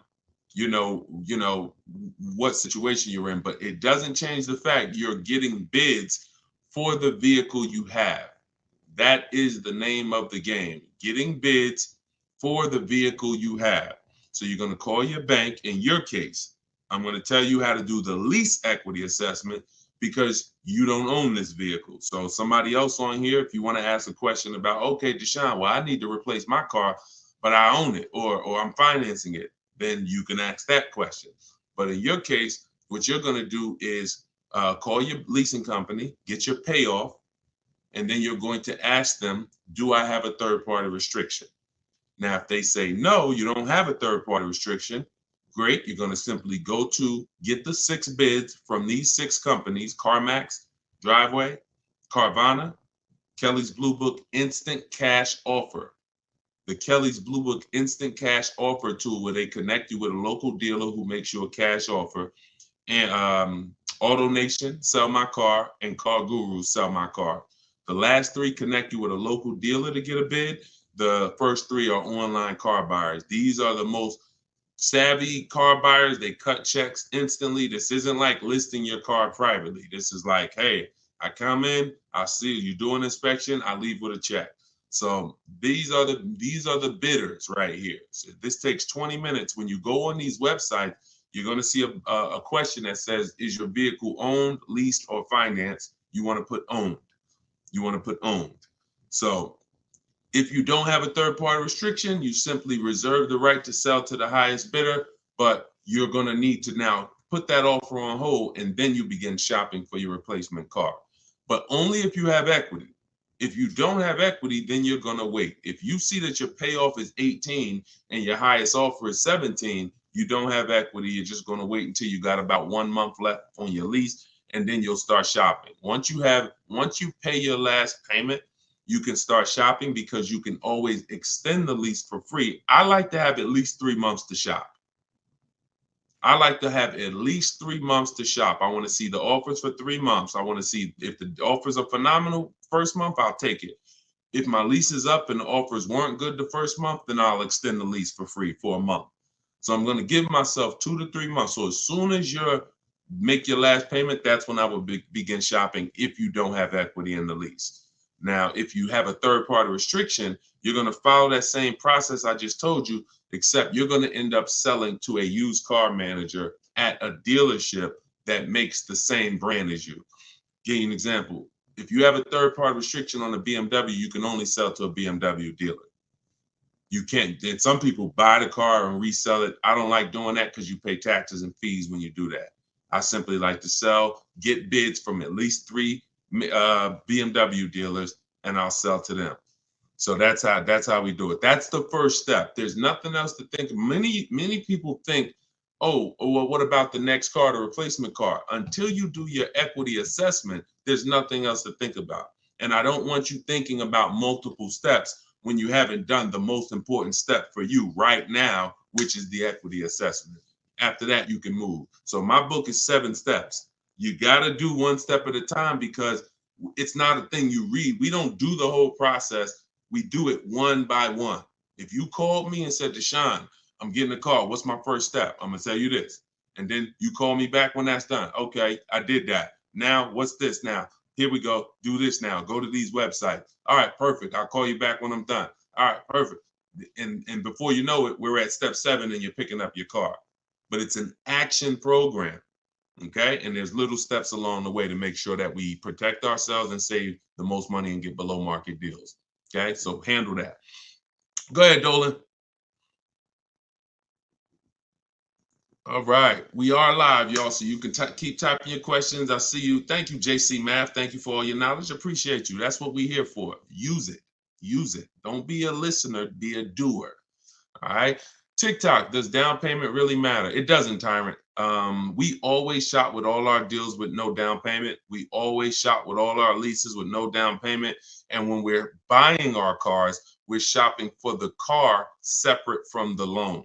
So you have to understand something. The reason why you get down payments mixed up is because you mix the buying of the car with the getting of the loan. You're in the business of getting the loan from the dealer, and there's nothing wrong with that if it's done correctly.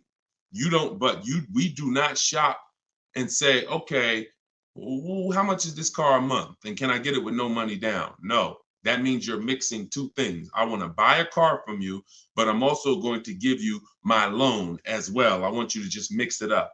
No, because there's money in both of those transactions. So when we are shopping for a car to purchase, we're shopping for the dealer who's going to give us the best price on the car. That's priority one. The loan is completely separate. The person who's going to give you the loan is you're going to use, if you're following what we teach, you're going to use our bank bidding war process, where multiple banks and credit unions bid for our business without hurting our credit. You got to know how to do this strategically. Okay, it's called the bank bidding war, where we have everything we do as a bid. That's how we eliminate buyer's remorse. That's how we guarantee we get below market prices. That's how we guarantee we get below market loans. Everything is a bid. So when you are looking for your car, you're looking for the car. If you're looking at a Nissan Altima, you're looking for the Nissan dealer that's going to sell you the car at the lowest price. And you're going to need 5 offers to do that. So once you find the Nissan dealer that's going to sell you the car for the lowest price and beat all their competitors, this is now when we come home and we get our loans in order.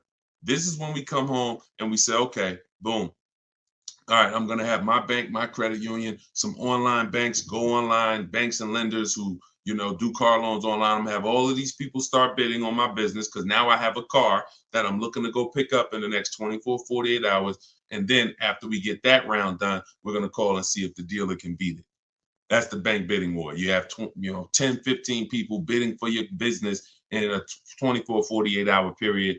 And when you end up getting your car, it only affects your credit like one hard inquiry, even though you had 15 of them. So all the inquiries will show, but the weight on our credit score will show as one hard inquiry, because it's called proper rate shopping. So that's how we make sure we get the best loan, and that's how we make sure we get the best price on the car. If you've been mixing these two, it's no way for you to guarantee your best deal. There's no way for you to save all the money mixing the loan with the deal and with the car you buy. And then some of you even mix the trade in and say, okay, I'm going to give you my old car, and I'm going to buy a car from you, and I'm going to get a loan from you, and I'm not going to get bids on any of these transactions. Impossible not to overpay doing that. Sorry, I hate to be the bearer of bad news, but that's how I have to deliver it for you to understand. Come out of that cloud. Come out of that cloud shopping that way. Okay?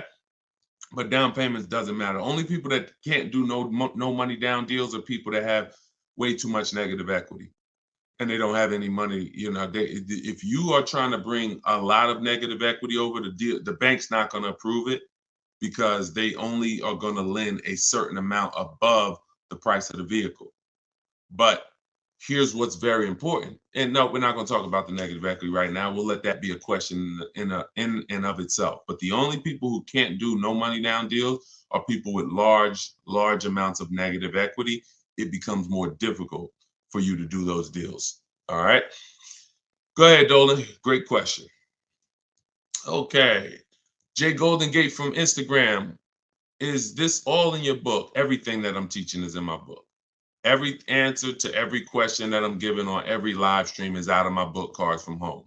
7 Steps to Saving Time, Money, and Avoiding Dealerships. I even try to let you know what step I'm teaching from because I want you to get familiar with the steps. Step 1 is the most important question. How many years you keep in the car?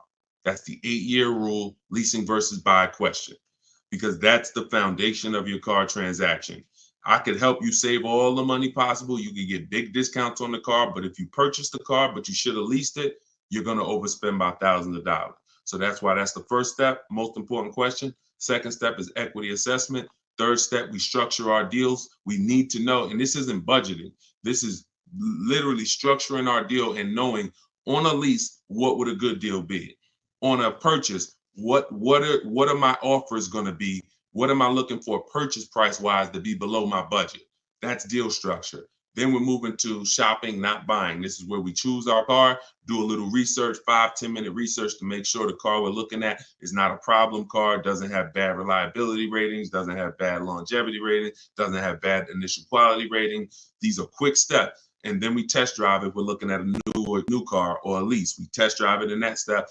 Then we move to multiple offers. Step 5, where we're in the market, getting bids, getting offers, actually able to take a deal across the finish line if it presents itself to us. Step 6 is paperwork and protection, which means, all right, we got our deal now. Now let's finalize our loan. Let's go over some paperwork. Do we need extended warranty, tire and wheel? And then step 7 is delivery.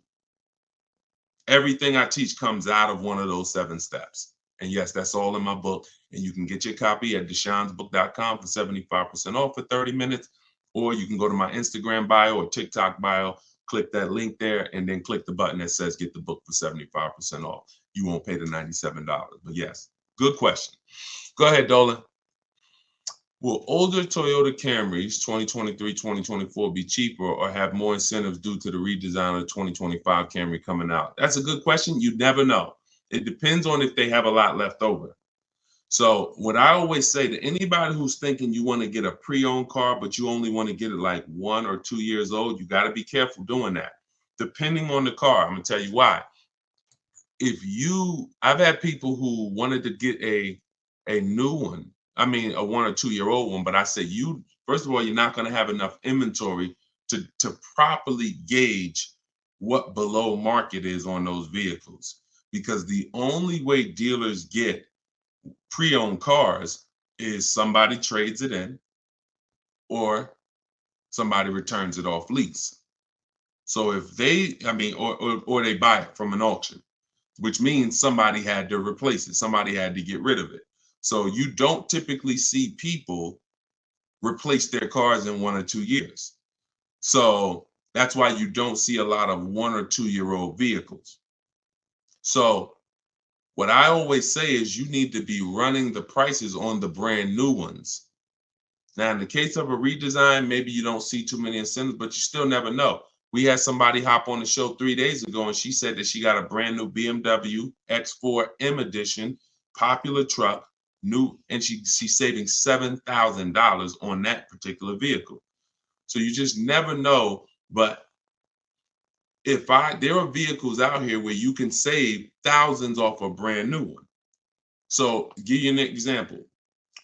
Somebody, Frena, she leased her Jeep. She probably got 10 grand off the price.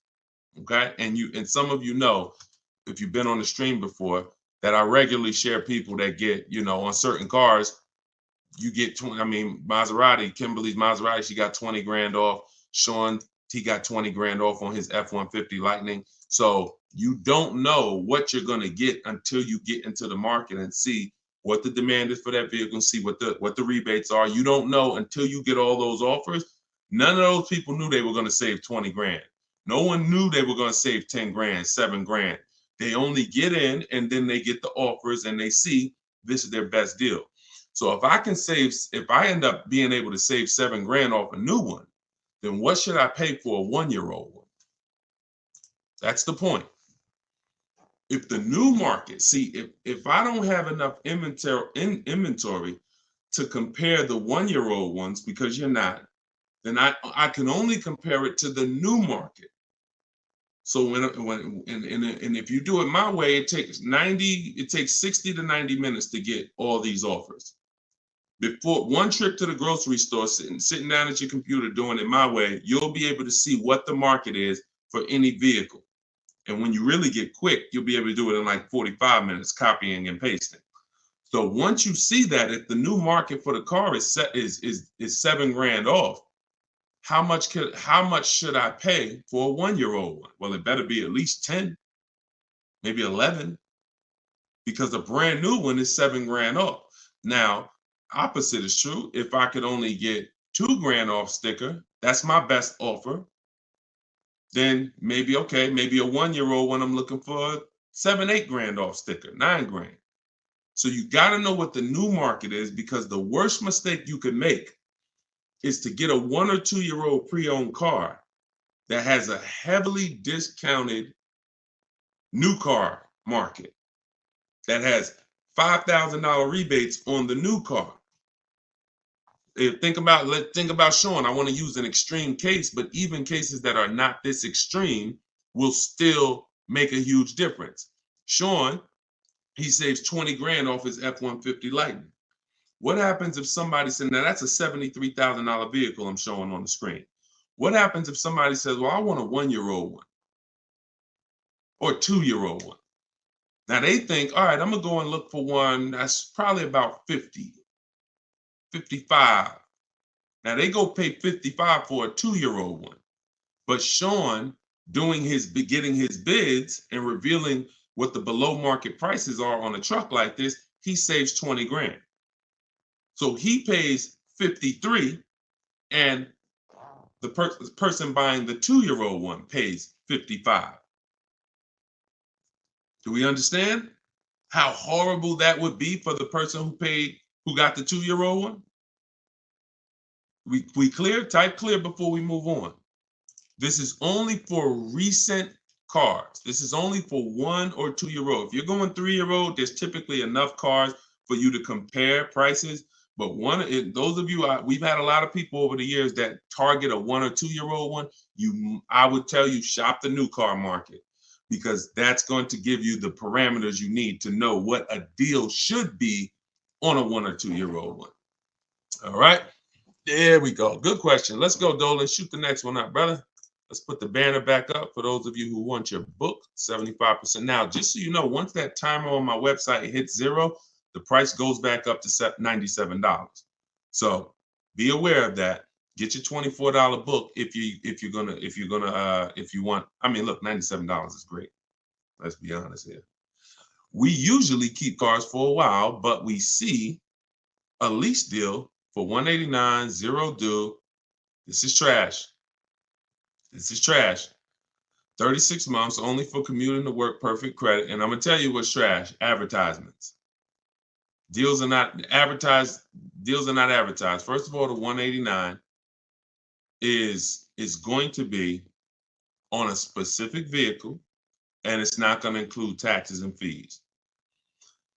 I'm under the mindset now, if it's 189, 0 due, 36 months for commuting, okay, 30,000 miles, which is right at what we do. That's 10,000 miles per year. All right, that's great. You can adjust the lease up to 30,000 miles a year if you want, but they only need 10. Do I need to negotiate this? That's always, look.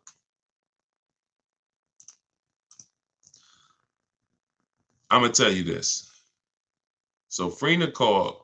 She's in a group that we have here. Now Frina was shopping originally for a Jeep Grand Cherokee Limited because she had one already. So she posted to our group. She said, Deshone, the best offer on a Jeep Grand Cherokee Limited I got out of all my offers was 1.2.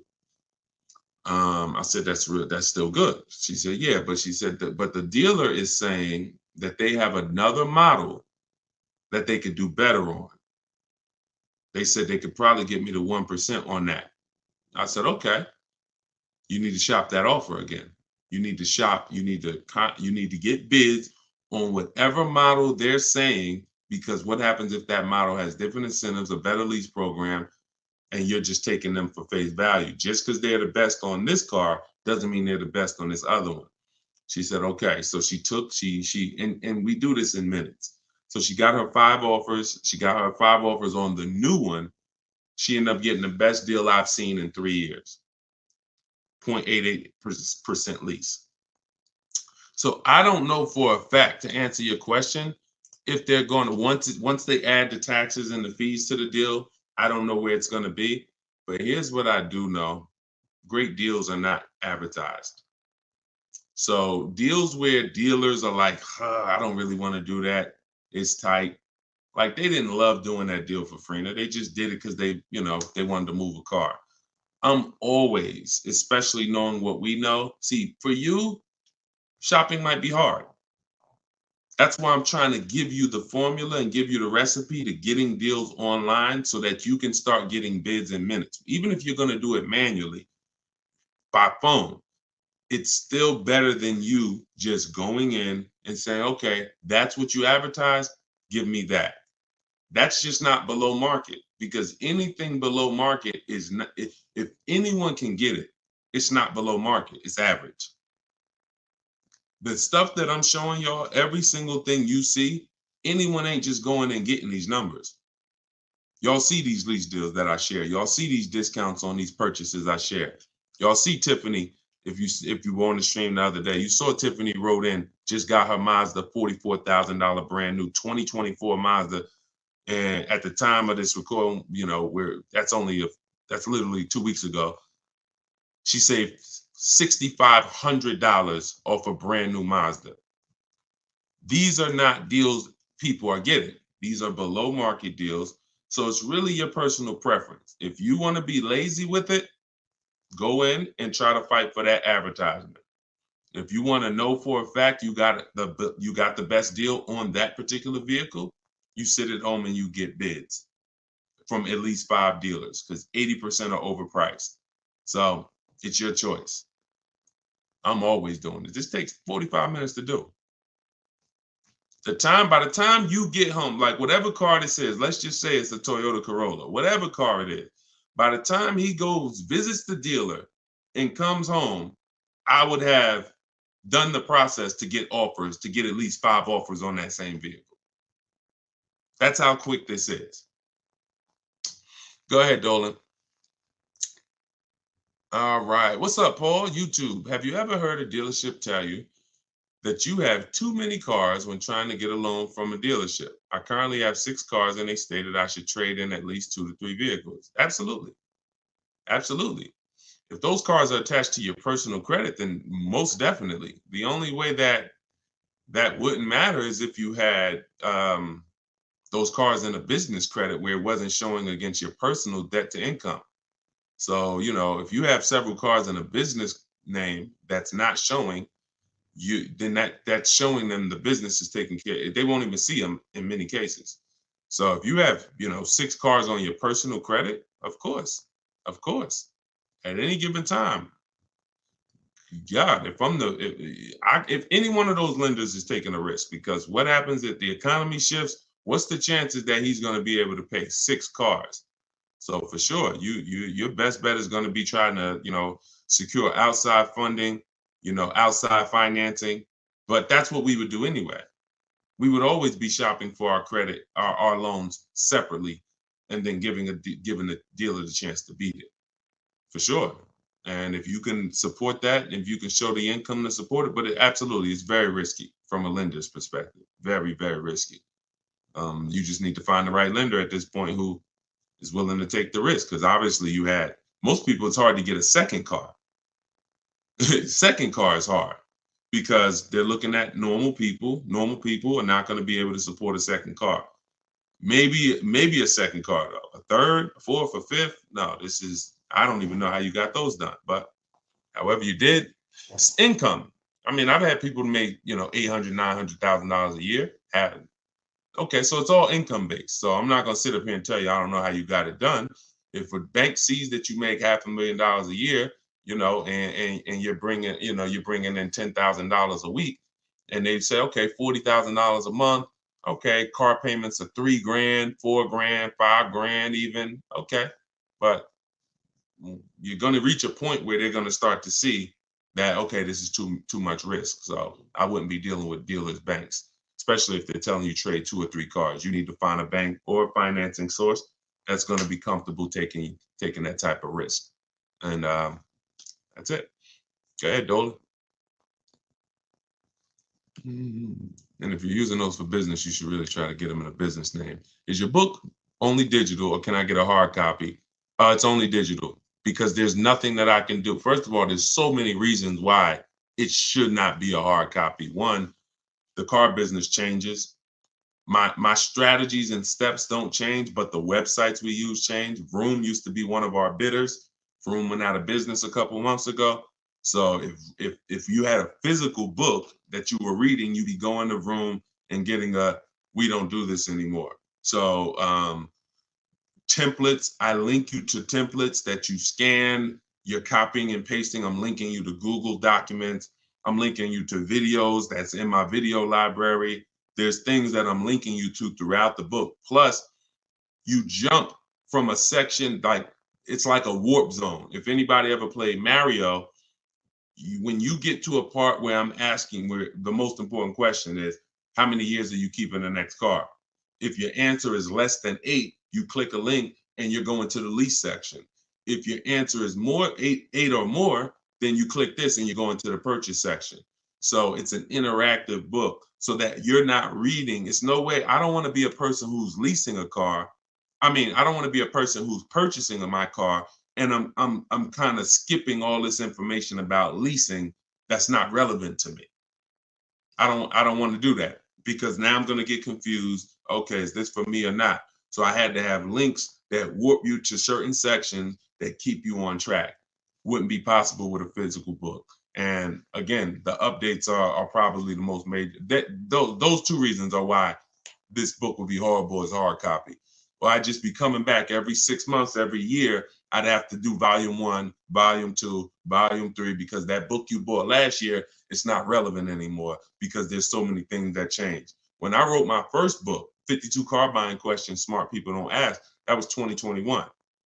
2021, that was a digital book as well, but the format of it was so rigid. Once things changed, I couldn't change it. I had to totally write a whole nother book. Plus, I wanted to do it step by step. But back then, TrueCar had more power than they have now. That TrueCar has no power now.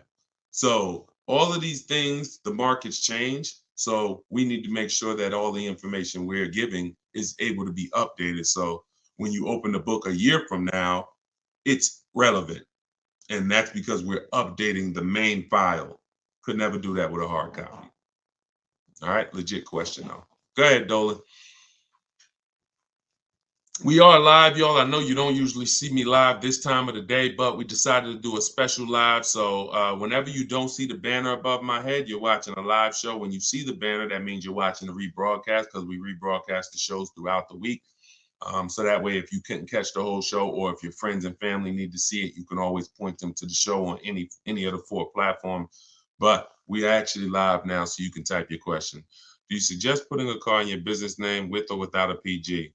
I'm not in the business of teaching people how to get business loans without personal guarantees. So, whoever told you could do that, you should follow them to learn what banks, what cars do that. But you should still use my system to get the prices. Because one thing I see about these people who buy cars in their business credit, they just overpay like crazy. They walk in and say, "Oh yeah, I want this car right here." They don't know how to get below market deals. Same thing with influencers walking in with checks. Hey, your girl got a G-Wagon. Yo, your boy just got the Range Rover Supercharged autobiography. Man, they walk in and they are getting hit. I don't want to use that word on YouTube. They are getting hurt big time financially on these cars. So I would say, and I say the same thing with people who do Toro, or who do who have a rental car business. You need to learn from someone who's going to teach you the business systems. That's the stocking of the inventory. That's the insurances. That's the how to market the business. That's the best practices in the business. But then you need me, because we're the best at teaching people how to buy the inventory for the lowest prices. People are overpaying for their inventory because they view it as the business's money. That's ridiculous. Business's money is your money. So, but whether it's a PG or without a PG, get it done. If you sign in PG, I don't see most banks are not going to do that, because what you're saying is, here's my business. If something happens and this car is not paid, the business needs to have the assets for you to go after that'll pay the car. If the business doesn't have the assets, the bank is saying, we're coming after somebody who has the assets. That means you could just be like, one day, all right, I'm not paying for these cars no more. Take them back. And then there's no recourse. Most banks are not going to do that at all. But some will. If some are doing it, just find the people who's teaching you which banks do it and follow them. Okay? It's up to you. I've had plenty of people buy cars in their business name, personal guarantee it, and it doesn't show in their debt to income. And now, very important before we go to the next question, if this is your goal, you need to call the finance manager at the brand. So if you're like, oh, I want a Honda, you need to talk to a finance manager at a Honda dealership and say, if I buy a car in my business name and personal guarantee it, will it show against my personal credit? Because it will with Mercedes as far as 2019. And I learned that the hard way. Me and the customer. I said the customer was buying cars in their business name, real estate developer, and he came and he got a Mercedes Benz. He put it in his business name with the personal guarantee, and it's still reported on his personal credit. Then the finance manager told us, hey, just so you know, yes, it does still show. I'm like, we should have known that before. That's something we should be telling customers before they ever apply, because they're only applying in their business name because they don't want it to show against their personal debt to income. So always double check with a finance manager in the brand, okay? Everything that I learned the hard way, that's what I teach and warn against. So everything, negative equity, leasing, it was all based on mistakes that I saw people making. And I said, okay, how do we get into this? All right, now I need to teach people to do different things. Okay, go ahead, Dolan. Shoot the next one up. All right, keep typing your questions, y'all. TikTok, Arthur, what's going on? Yeah, I don't see a lot of questions on TikTok. What's up? Although y'all are running the likes up, appreciate you tapping the screen. See, well, here's what I say. Every time you hear something you like, every time you're like, oh, that makes sense, just tap the screen. It just runs the likes up and it lets TikTok know we talking big business over here. So I appreciate y'all. Arthur from TikTok said, what's the best way to handle being upside down? Ride it out? That's a good question. Now, that's the third choice. The best way, so what you got to know for those of you who are upside down in your loans, you have cars, do your equity assessment. I talked about the equity assessment at the beginning of the show. Do the equity assessment. Once you see that you're upside down, if your highest offer is 20, but you owe 24, you're upside down. If you could pay the difference, that's the best way. If you could pay the $4,000 outright, that's the best way, because the second option, you're going to have more negative equity than $4,000, because the bidding system is meant to reduce your negative equity by maximizing the price you get for your car. So in order to maximize the price we get for our car, we must get bids. So once we get the bids, we move on and say, okay, I can't pay the difference. Now I have to, I can't even say the word. Who knows the word that I hate using? Starts with a T. We don't do this. Only in these scenarios. Only in these scenarios. Only when you have too much negative equity, you can't pay the difference. You have to do the T word. What is the T word? Anybody know? We might have a bunch of new people on here. They're like, no, Deshone, this is one word we don't do. Okay, nobody? All right. It's trade. It's trade. Yes, just Neil. Yes, exactly. It's trade. Because what I always say is you're not going to get the most money trading anything. If you got a phone, a cell phone, and you want to trade it, you're not getting the most money for it. Putting it on the market and getting offers, that gets you the most money. So when you say, okay, if I would have took the highest offer from the bidders, then I would only have $4,000 negative equity. Most likely when you end up going this route, you're going to have 5 or 6, because you need a dealer who's going to wrap your negative equity into the new deal. So basically what you should be doing is leasing. There's no reason. 99% of the time, the reason you have negative equity is because you buy cars and replace them quick and you don't lease. That's the I could see if I'm a doctor financially, I'm going to treat your problem, which is what we're doing. Here's what you could do. You could do some antiseptic. You can use this. But here's what's causing the problem. Okay? So once this thing is healed, you need to know, because if you don't know what's causing it, you're going to be back in this situation again. Short-term owners, you don't keep your cars more than 8 years. You take out 5-6 year loan, you trade them in. Doesn't matter. You're losing too much value in the short term, and that's why you have negative equity all the time. So now let's go a little deeper on this option 2 for negative equity, because there's going to be a lot of people who have it. In 2020, and one day I'm gonna play some of the videos that I posted in 2021 and 2022, warning people not to overpay for these cars and warning people to use a bidding system so that they will find the best deals. And unfortunately, my voice wasn't loud enough to prevent the tens of thousands of people who are in cars that they overpaid for. So there's going to be a lot of people with negative equity that are looking and saying, okay, Deshone, what do I do now? So first option is what I just told you. That's the best option. You need to have some cash to do that. Second option is, all right, now I'm going to shop for my car. And then I'm going to get, and this is important. Let me show this for an example, okay? Because some of you, your knee-jerk reaction is going to be to just walk into a dealer, and let me warn against that. So let's use somebody who got a discount. Okay, here we go. Let's use Tiffany's case. Tiffany bought a car that is, pretty common, and she got bids and she saved a ton of money on it. Now let me show you this. So I'm shopping, I'm getting bids. The reason why I'm getting bids is because I need to know the largest discount I can get off the new car that I'm buying, or off the new car I'm about to lease, because this is going to be what allows me to transfer my negative equity over to the new car. So she saved $6,500. The reason why this part gets tricky for those of you who have a lot of negative equity, like, over $5,000, $7,000, really over $5,000 of negative equity, it gets tricky because the banks have something called a loan to value ratio. So if you look at where it says our deal MSRP 44,820, and those of you on TikTok, you'll watch it on the replay or you could jump over to YouTube. It's up to you. But the bank is only going to lend about 20% above that number. If you have great credit, maybe 25% above the 44,820. So if you're looking at a car like that, 44,820 is the sticker price. The bank's only going to lend $8,900 more than this. Now, this applies to people who are trying to do no money down deals.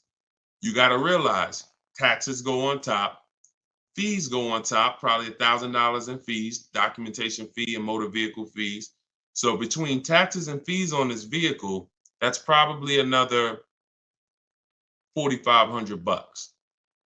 So if the bank is only going to lend a certain amount over that and taxes and fees are 45, you really could only put like another 45 grand, $5,000 of negative equity before you are capped.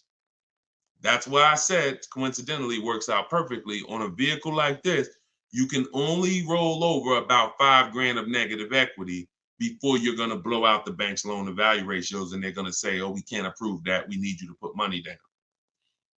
So, but if you use the bidding system and you saved all the money that she saved, look at where your loan to value ratios is. Her starting price is 38. So literally she can remember, the bank's going to lend 49 on that $44,000 vehicle. The bank's going to lend 49. That means she could have put 10 grand. She could have put, $7,000, $8,000 of negative equity because the discount she got. So the discount you get affects how your overall deal. If you didn't get a discount because you don't know how to shop, and then you're trying to throw negative equity, now you're stuck, or now you got to put money down. But when you're shopping, getting bids, you get all the money off that you possibly can, and now you can throw you can throw larger amounts of negative equity. So somebody who didn't get a discount on that car could only put $5,000 negative equity on it. They could only transfer $5,000 of negative equity over. Somebody who got the discount Tiffany got, they can slap $10,000 of negative equity on top. So that's what you need to know. You are always going to get bids. If you need to replace negative equity, you're always going to get your bid. If you're using my way, you're only going to get bids. You're not going to ever accept a deal without at least 5 offers. But when you start getting your 5 offers, for those of you who have negative equity, you're going to see it makes it a lot easier for you to transfer your negative equity over and still do a no money down lease. Because God forbid, if you put tons of money down on a lease and it gets totaled, you lose that money. So if you have to put money down, $3-4 grand to get it approved, then the vehicle gets totaled, you lose that money because you have to go shop again. But if you put no money down, you rolled over all the negative equity and the vehicle gets totaled, you walk away and you're fresh. Whole different positioning, whole different leverage, whole different exposure. If I just rolled $7 grand over of negative equity to this lease I'm driving, God forbid the vehicle gets totaled, none of my money's in it, I'm out the negative equity. And like, it's a blessing. As long as I'm not hurt, praise the Lord, it's a blessing. So this is financial strategy. I'm a strategist. So that's what you do. Those are the 2 ways to get out of negative equity. You pick your choice. And if you can't do either, then you got to stay and you got to pay down the loan. That's the third option. But once you're out of negative equity, get out of it and stay out of it. Most of you should be transferring that negative equity to a lease. And that's gonna solve your problems in the long run. Go ahead, Dolan.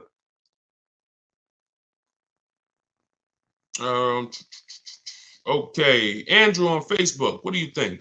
A trade-in of a car almost the exact same price of the car you want to buy. Listen, we don't trade. You're using curse words on here, man. If I came in your house right now, any valuable object, and I wanted to make you a trade for it, you're not getting the most for it. So that's just what we do. We get bids. We get bids. We're not in the business of wondering, could we have gotten more? When you do trades, when you do this old style shopping, which is, think about this. I'm about to say something and it's gonna be a gut punch. You're shopping like it's 1990. Let that sink in. Everything y'all hear me talking about is new age, right? Stuff you never heard before. Now, I've been in the car business for 14 years. I've been educating people on car shopping from home for 3 years straight. Before that, I ran my own brokerage called Cars from Home, where I did this for people. And then I found that we can help more people, teaching them how to fish. So this is something that we've been mastering since really 2015. I haven't been in a dealership to make a deal since 2015. My last deal was when I worked at Mercedes and I bought a used Mercedes when I was there. Forgot about that car. Phenomenal car. Got totaled. But that was the last deal. Every deal I've made for the last 10 years, and I've had 2 Infiniti leases. I've had a Jeep Grand Cherokee lease, and I've had the Infiniti truck that we bought.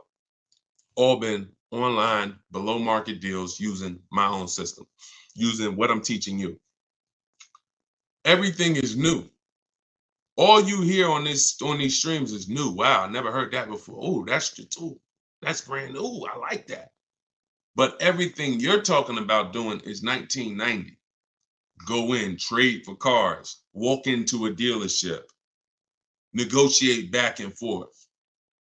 If you're looking and saying, I'm doing the same things to buy my cars that people were doing 30 years ago, you should tell yourself, no wonder I ain't getting below market deals.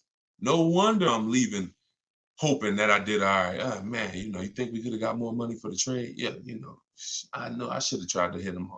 I could have got another 1,500, but you know what, man, let's just, that's buyer's remorse. That's buyer's remorse. This stuff that you accept as normal, buyer's remorse. That is not what we do. So we don't trade, we get bids, we separate our transactions, who we sell our car to. is different than who we buy our car from. That's different than who we getting our loan from. We bid out these transactions using online resources, and we do this stuff in 60 minutes. So while you're there, before you even come back, one trip to the dealership, you've been there 4 hours. I'm here, and we're talking to 20 dealers, and we're getting thousands of dollars off while you could be potentially talking to an 80% dealer who's overpriced. Some of you know 80% of dealers are overpriced. Whenever you hear me say an 80% dealer, that means when you walk down the street or you drive down the road, if there's 10 dealers on the block, 80% of them are overpriced. 20% of them are great, but you don't know who's who. So if you go into an 80% dealer and he takes off $4,000 and you think you won, his price was so high to begin with that $4,000 he gave you, you lost. See, if I start $6,000 high and then I take off $4,000, you lost.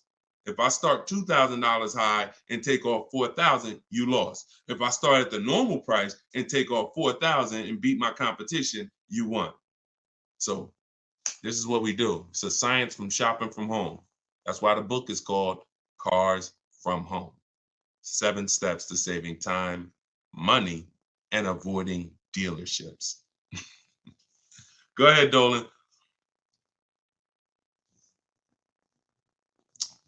And bring in Lakina. I see Lakenya on YouTube. Bring her in after Robert. Instagram. Y'all keep typing your questions. We are live. We'll do No, I don't do DMs, my olive branch. Thank God we got 2 million followers. There's no way. And none of this stuff is uncommon. See, a lot of times you think your situation is uncommon. Like there's nothing. I've been in this business since 2006. There's nothing I haven't seen. People are, oh, but I got a special situation. No, you don't. It's special to you.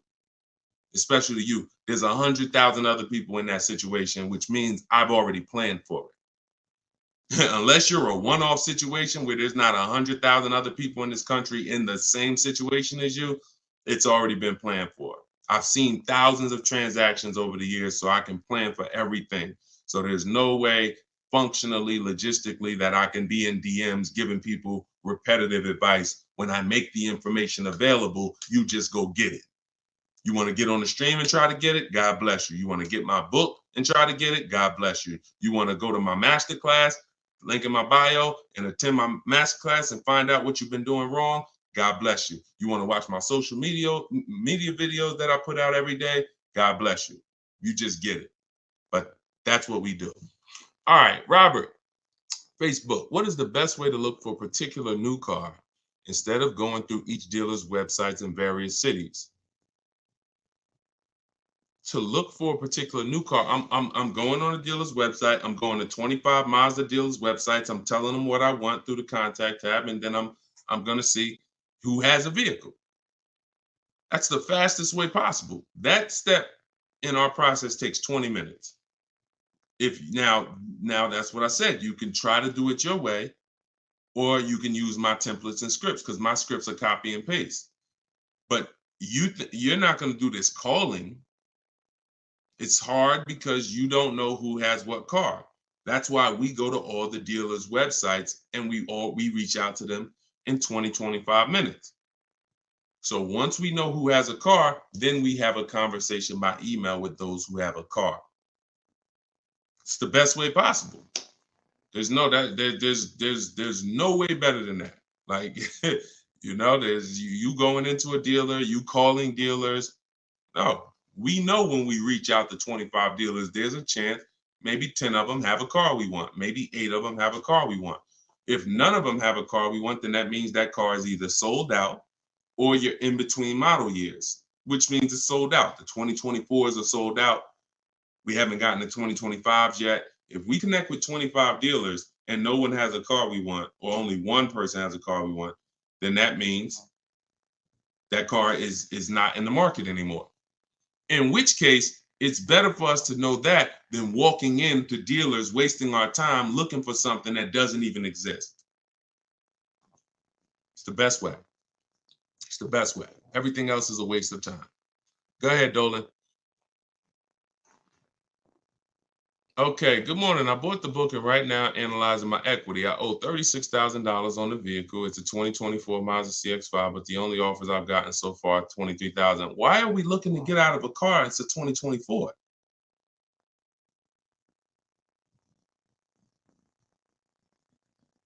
Manual appraisal to see if I get a better deal. My question is, because there's such a big difference in equity, why are we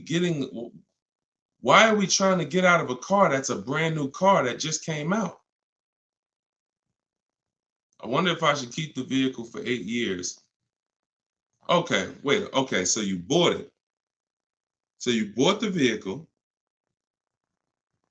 My question is, because there's such a big difference in equity, I wonder if I should keep the vehicle for 8 years. What do you think? My goal is to go into a lease. Okay, because I know I'm paying too much for a truck. I don't plan on keeping it. All right. Thank you for that. So it makes sense. Bought a car, should be leasing, paying too much for it because you bought it. $40-something thousand Mazda CX-5. You owe $36,000 on it. All right. Now that makes sense. Because I always tell people, if you've had a car for a couple years and you're thinking, some people say, Deshone, I know I'm not an 8-year person. I'm breaking the 8-year rule. Should I go into a lease now? And my answer to them is always yes, because there's no benefit in you waiting. There's no benefit in you waiting to, pay off the car and then go lease. But this is a case where this vehicle is extremely new. And then you realize, okay, I shouldn't have bought it. I should have leased it. So what you're at the mercy at right now is the equity position, because y'all know what this means, right? Depreciation. This is your vehicle right now. So the minute you drove off the lot, you lost 20%. So if that vehicle was a market value of $40,000 and then you drove off the lot, you lost, now it's worth 34. Now it's worth 38, whatever it's worth. The point is, you lost a huge amount of value. So you're trying to, that's the biggest value that you can lose in a vehicle. Is a brand new vehicle. A year later, it's worth 20% less. So trying to replace it in that time is going to be extremely hard. Now, what I would tell you is, you didn't overpay. You just purchased your car. And you might have overpaid too. I'm not going to say you didn't overpay. So the key is, you could put your deal on the right. You could have a wrong structure for your life, which is you purchased when you should have leased, and you could overpay. Now, what we need to do is see what can we do at this particular point. You can only see where's your break even, or do you want to transfer with negative equity, or do you want to wait until you're at a break even and then transfer into a lease? The soon as you could do that, the better. And I'm gonna tell you something. I had a close friend of mine. He's actually a business partner of mine, and he came into the system and he learned my system, and he had a Kia Telluride. Wasn't going to use it, but we're doing some business together. He's a banker, and we're about to build this banking application. So it happens his Kia Telluride gets totaled. His wife has an accident. His Kia Telluride gets totaled. He didn't know about leasing either. He didn't know about the 8-year rule either. So he said, Deshone, so I'm gonna use this bidding system that you create. I'm gonna use the system, because why not? But what I found is, I'm not an 8-year person, so I'm gonna go for a lease. I said, okay. Getting the same vehicle, Kia Telluride. Hits me last week. We go out to dinner. He's like, so I'm picking up my Telluride, and then we'll go out to dinner afterwards. He said, I got him under $500 a month. It was like $479 on a Kia Telluride that I was just paying $800 for a month. I said, well, congratulations, man. He says, man, listen, it's just deal structure. So he's driving the same vehicle. In fact, he got a brand new one. And that's the revelation that most people are going to make. And that's really the big revelation, because the amount of money you're going to save is just going to be amazing. But you have to see at this point now, when does that make sense? Because I just bought this vehicle. It lost a ton of value naturally, because that's what it does. Depreciation has set in. I would do my equity assessment and keep doing it. I do it probably once every 6 months, once every year, and see you're paying $623 a month for it. Yeah. You could lease that same vehicle. I mean, think about this. And I'm just telling you so you can have a target. If you go right now and you transfer, okay, so let's just say a phenomenal offer on that because, you know, Tiffany got a Mazda. She got a Mazda. Now, she didn't lease it, she bought it, but she got $6,000 off the vehicle, $6,500. Let's just say that $43,000 vehicle, let's just say she could lease that for like, you know, $425 a month. We don't know what her best offer would have been if she leased it. But if it's $4 something a month, then you overpaid because deal structure. And, you know, if you put money down, that's more money that you overpaid. So you have to now have a goal and say, all right, this is a correction of a mistake. If the damage is done, just understand that the damage is done. Wrong deal structure it's done. So all you can do from here is say, all right, I know what my next goal is. I'm going to move from this vehicle to my next vehicle in a lease, and I'm going to do it when it financially makes sense to do. That's all you could do. It's a purchase. You didn't necessarily sell. You're not paying $623 because you necessarily got a bad deal. You're paying $623 because you bought a brand new car. So you should just focus on, all right, do your equity assessment every 6 months, enjoy the car. It's not going to be forever. Hopefully in the next 12 months, 18 months, the equity position levels out where you can make a move from the car. And if you put a little money down, it'll help you. But think about that. Think about this, y'all. Real scenario. And we're not, and look, your story is going to help you if you follow this plan, but it's also going to help people who are going to be in your situation and who can avoid it. Because really, you probably, in order to get $623 a month, you either got a long loan, maybe 6-year loan, put a little money down. But what are we talking about? When you can replace that car, we're not talking about you getting any of that back because you're not going to get it back. If we could break even right now, that would be a blessing because you can move freely. So we're just praying to get to a point where you could break even, which means whatever money you put down, gone. Whatever the $600 something you're escaping to go into the lower lease payment, gone. So this is why I'm telling you guys, if you're not keeping your cars 8 years, you should only be shopping for great lease deals. It's impossible to get a great deal if you purchase a car, but you should have leased. Impossible. And I will tell this for everyone who's willing to listen, not be emotional, not listen to what Dave Ramsey's been telling them for years, because these are the facts. These are numbers. And I put this advice up against anyone in the world. Numbers are numbers. I love numbers. So here's what you do, LaKenya. Don't beat yourself up. Enjoy your new car. You could afford it, but you just know, future-wise, I'm going to be getting great lease deals, and I'm going to take the strategizing in it and the shopping for cars and understanding financial literacy with cars extremely serious because I'm never going to repeat this again. Let it be an anchor to you to never go out here winging the process again, because this is your money. So the info is available. Run your equity assessment. When it makes sense to transfer it over, shop for your next car, get bids so that you can save all the money you need to save and then go into a lease. That's all we could do. That's all we could do. I will shout from the hills, y'all. People say you only talk about leasing. They don't listen. 8-year plus people, no. We should be buying. If that's the most important question, how many years are we keeping the car? 8 years? We're going to buy it because we're going to outlive the depreciation. We know depreciation looks like this. It's the unseen expense. These are the first couple years, and then it levels out like this to where my car is not losing value. Okay, good. No money down, 72 months. Good. All right. There you go. Then just do what I said. At least you didn't lose any money. It's just the overpayment is going to be for the purchase. You probably got a good price on the car. Just make sure that you run the equity assessment. You'll be fine. You'll be fine. And in the long run, you'll be fine. You're fine now. You could afford it. You just want to go into another car. Like I said, my man just did the same thing. My partner just did. He didn't know. See, if you didn't know, then it's just in the back of your mind. But he knows now. I was driving a Kia Telluride paying almost $800 a month. Now I'm in the same Kia Telluride paying under 500. Under 500. My payment is 479 or whatever it was. Same exact car. There's people pulling up next to him in the same car, but because they were told purchase your cars, don't lease, they're paying $300-400 more per month than he is. Just so they can say, oh, we purchased. Meanwhile, they're going to trade it in 3, 4, 5 years and do it all over again. Now, if they were keeping that Telluride, if they said we purchased this and we're going to drive this till the wheels fall off, we're going to have this in our household 10 years. One day we come out, it has 200,000 miles on it. It doesn't start. It's 12 years old. That's when we get rid of it. Then that's when you purchase. 8 years, 10 years, 12 years, you outlive the depreciation.